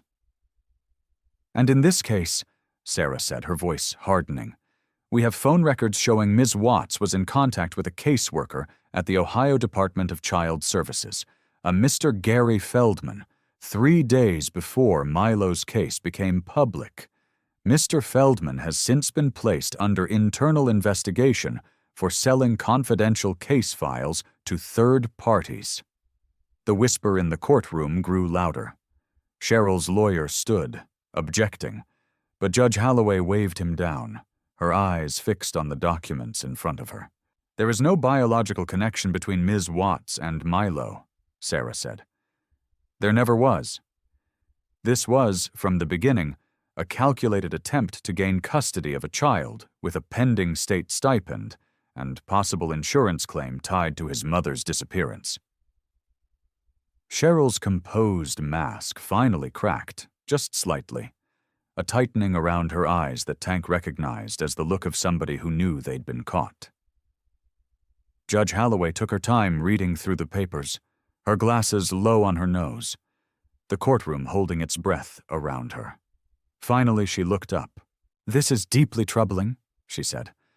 "I will need time to review this fully, but before I do—" She turned her gaze toward the boy sitting beside Tank, small in his chair, his feet not quite touching the floor. "I understand there's a request for the child to address the court." Sarah looked to Milo and gave him a small, encouraging nod. Milo looked up at Tank first. Tank squeezed his hand once, gentle, the way he always did before letting go of something he loved. "Go on, bud," Tank whispered. "Just tell the truth. That's all you gotta do." Milo slid down from his chair and walked to the front of the courtroom, his sneakers squeaking softly on the polished floor. He was so small standing there, dwarfed by the tall wooden bench, but he lifted his chin the way Tank had taught him, shoulders back, steady. "Your Honor," Milo said, his voice thin but clear, carrying through the silent room. "I don't really know that lady." He didn't look at Cheryl. "But I know Tank, Uncle Tank." He paused, gathering the next words like he was picking them up off the floor, one at a time. "He found me when nobody else did. He didn't leave me at the hospital, not once, not even to sleep. He taught me card tricks and how to make garlic bread, and he never once made me feel scared." Milo's voice wavered, just slightly, then steadied again. He's the only person who's ever made me feel safe. I want to stay with him, please." The courtroom was utterly silent. Even the judge seemed to sit with the words for a long moment before she spoke. "Thank you, Milo," Judge Holloway said softly. "That took real courage." She looked out over the courtroom at the leather-clad men in the back, at the nurses in their scrubs, at Sarah standing tall beside her table, at Tank, gripping the edge of his chair like it was the only thing keeping him upright. "This court will take a brief recess," she said, "to review the evidence and consider all testimony before reaching a decision." She banged her gavel, and the sound echoed through the courtroom like a held breath finally released, though nobody in that room breathed easy yet. The silence that followed was heavy, tense, and endless. The recess felt like it lasted 100 years. Tank sat frozen in his chair, his big hands folded together so tight his knuckles had gone pale. Milo had climbed back up beside him, and now the boy pressed close against Tank's side, small fingers gripping the sleeve of his shirt like he was afraid to let go. Nobody in the courtroom talked much. Diesel stared straight ahead, jaw locked. Preacher's lips kept moving, quiet words that only he and God could hear. Even Ghost had gone still, which for him was almost stranger than anything else that had happened that day. Sarah sat at her table, flipping through her folder one more time, even though there was nothing left to add. Her leg bounced under the table, a small giveaway that she was just as nervous as everybody else. Then the door behind the bench opened, and a bailiff called out, "All rise." The whole courtroom stood as one, leather and scrubs and suits all rising together. Judge Holloway walked back in, her robe swaying, her face calm but unreadable. She settled into her chair, straightened a stack of papers in front of her, and looked out over the room before she spoke. "I want to begin," she said, "by acknowledging the seriousness of what's been presented here today." Her eyes moved to Cheryl, who sat very still, her hands folded in her lap, her earlier composure long gone. "The evidence submitted by Ms. Kwan regarding Ms. Watts's history is deeply concerning, and this court will be referring the matter to the appropriate authorities for further investigation, including the conduct of Mr. Feldman at the Department of Child Services." A murmur rippled through the room. The judge lifted a hand, and it quieted again. "As for the matter of Milo's guardianship," she continued, "this court does not take lightly the responsibility of deciding where a child will grow up, who will raise him, who he will call family for the rest of his life." She paused, looking down at her notes, then back up, her gaze finding Tank. "I've read the character statements from Mr. Morrison's associates. I've heard testimony from hospital staff who witnessed, firsthand, a level of devotion rarely seen even from biological parents. I've seen a young lawyer fight tirelessly, without pay, because she believed in doing what was right. And I've heard from a young boy brave enough to stand in front of a room full of strangers and speak his truth." Her voice softened, just slightly. "Mr. Morrison, I will admit your record gave me pause. Your appearance, if I am being honest, gave me pause. But a courtroom is where we are supposed to look past those things and see what is Zhen Shi, what is real. And what I see, in this case, is a man who broke down a locked door with his bare hands to save a child's life, and who has not stopped fighting for that child since." Tank's throat tightened. He couldn't speak. He just held Milo's hand tighter. "Therefore," Judge Holloway said, straightening her papers one final time, "this court grants full legal guardianship of Milo to Tank Morrison, effective immediately." For half a second, the courtroom stayed frozen, like nobody quite believed what they'd just heard. Then it broke wide open.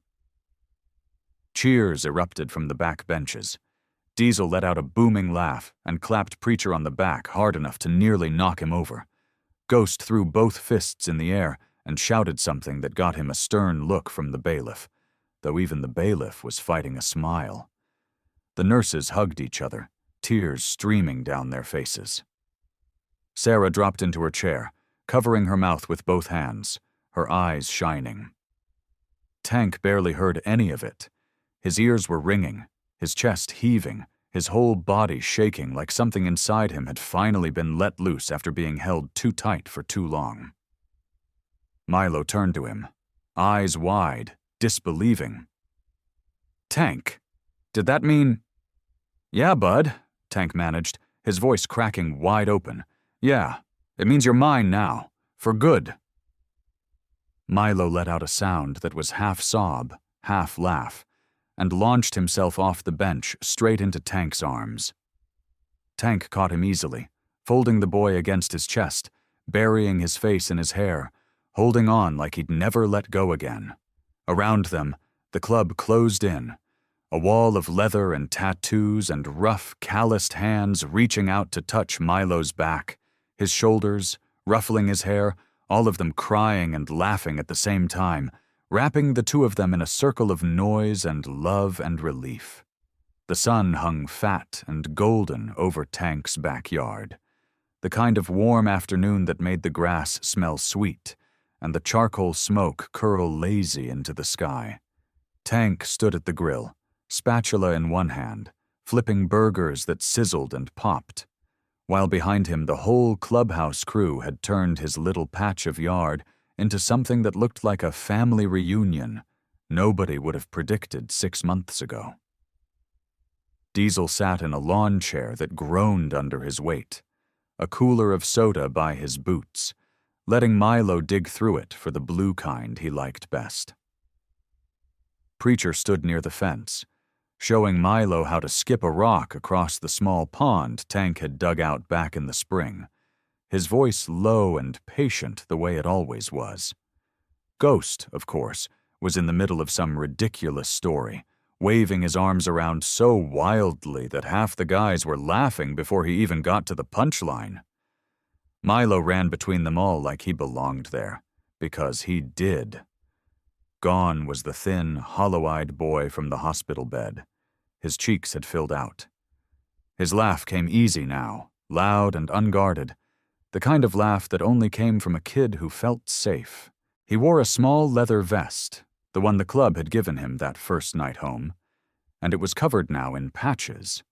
A little skull, a road sign, a patch that said, "Lil Brother" stitched crooked, because Ghost had insisted on doing it himself. Milo wore it everywhere, even when it didn't quite match his outfit, because to him, it wasn't clothing, it was proof. "Tank!" Milo came skidding to a stop near the grill, cheeks pink from running. "Can we do it now? You said after lunch." Tank glanced down at him, feigning confusion. "Do what now?" Milo rolled his eyes, the picture of 8-year-old exasperation. "The bike! You promised!" Tank grinned, a real grin, the kind that crinkled the corners of his eyes. All right. Let me finish these burgers before Diesel eats the raw ones." "Hey," Diesel called from his chair, not even looking up. "No promises." Everybody laughed. Tank flipped the last burger onto a plate, wiped his hands on a rag, and looked at Milo, who was already hopping from foot to foot with excitement. "Let's go, kid." They walked around to the front yard, where the little blue bike leaned against the porch steps, training wheels removed just that morning at Milo's insistence. "I don't need them anymore," he'd said, arms crossed, so certain of himself that Tank hadn't argued. Now, standing there in the driveway, Milo looked a little less certain. He gripped the handlebars, glancing sideways at Tank. "You're not going to let go, right?" "Not until you're ready," Tank said, settling one big hand steady on the back of the seat. "I got you." Milo nodded, drew in a breath, and pushed off. Tank jogged alongside, hand hovering near the seat, ready to catch him the second he wobbled. The bike swayed left, then right, Milo's small legs pumping hard, his face twisted in fierce concentration. "You're doing it, bud! Keep pedaling! Don't let go! Wouldn't dream of it." But somewhere between one heartbeat and the next, Tank's hand slipped away, and Milo didn't notice. He was pedaling on his own now, the bike steady beneath him, gaining speed down the driveway. "Tank, look, I'm doing it! I see you, kid! Keep going!" Tank slowed to a stop, breathing hard, watching as Milo rode further down the street, laughter trailing behind him like a ribbon caught in the wind. The porch behind him erupted in cheers, Diesel and Preacher and Ghost all hollering and clapping, but Tank barely heard them. He stood there in the middle of the driveway, sun warm on his shoulders, watching the boy he'd pulled from a freezer riding free under his own power, needing no one to hold him up anymore. And for the first time in his whole life, Tank Morrison felt it, plain and certain as anything he'd ever known. He was exactly where he was supposed to be. I hope you like this story. Please share what's your favorite part of the story and where in the world you are watching from. Have a wonderful day.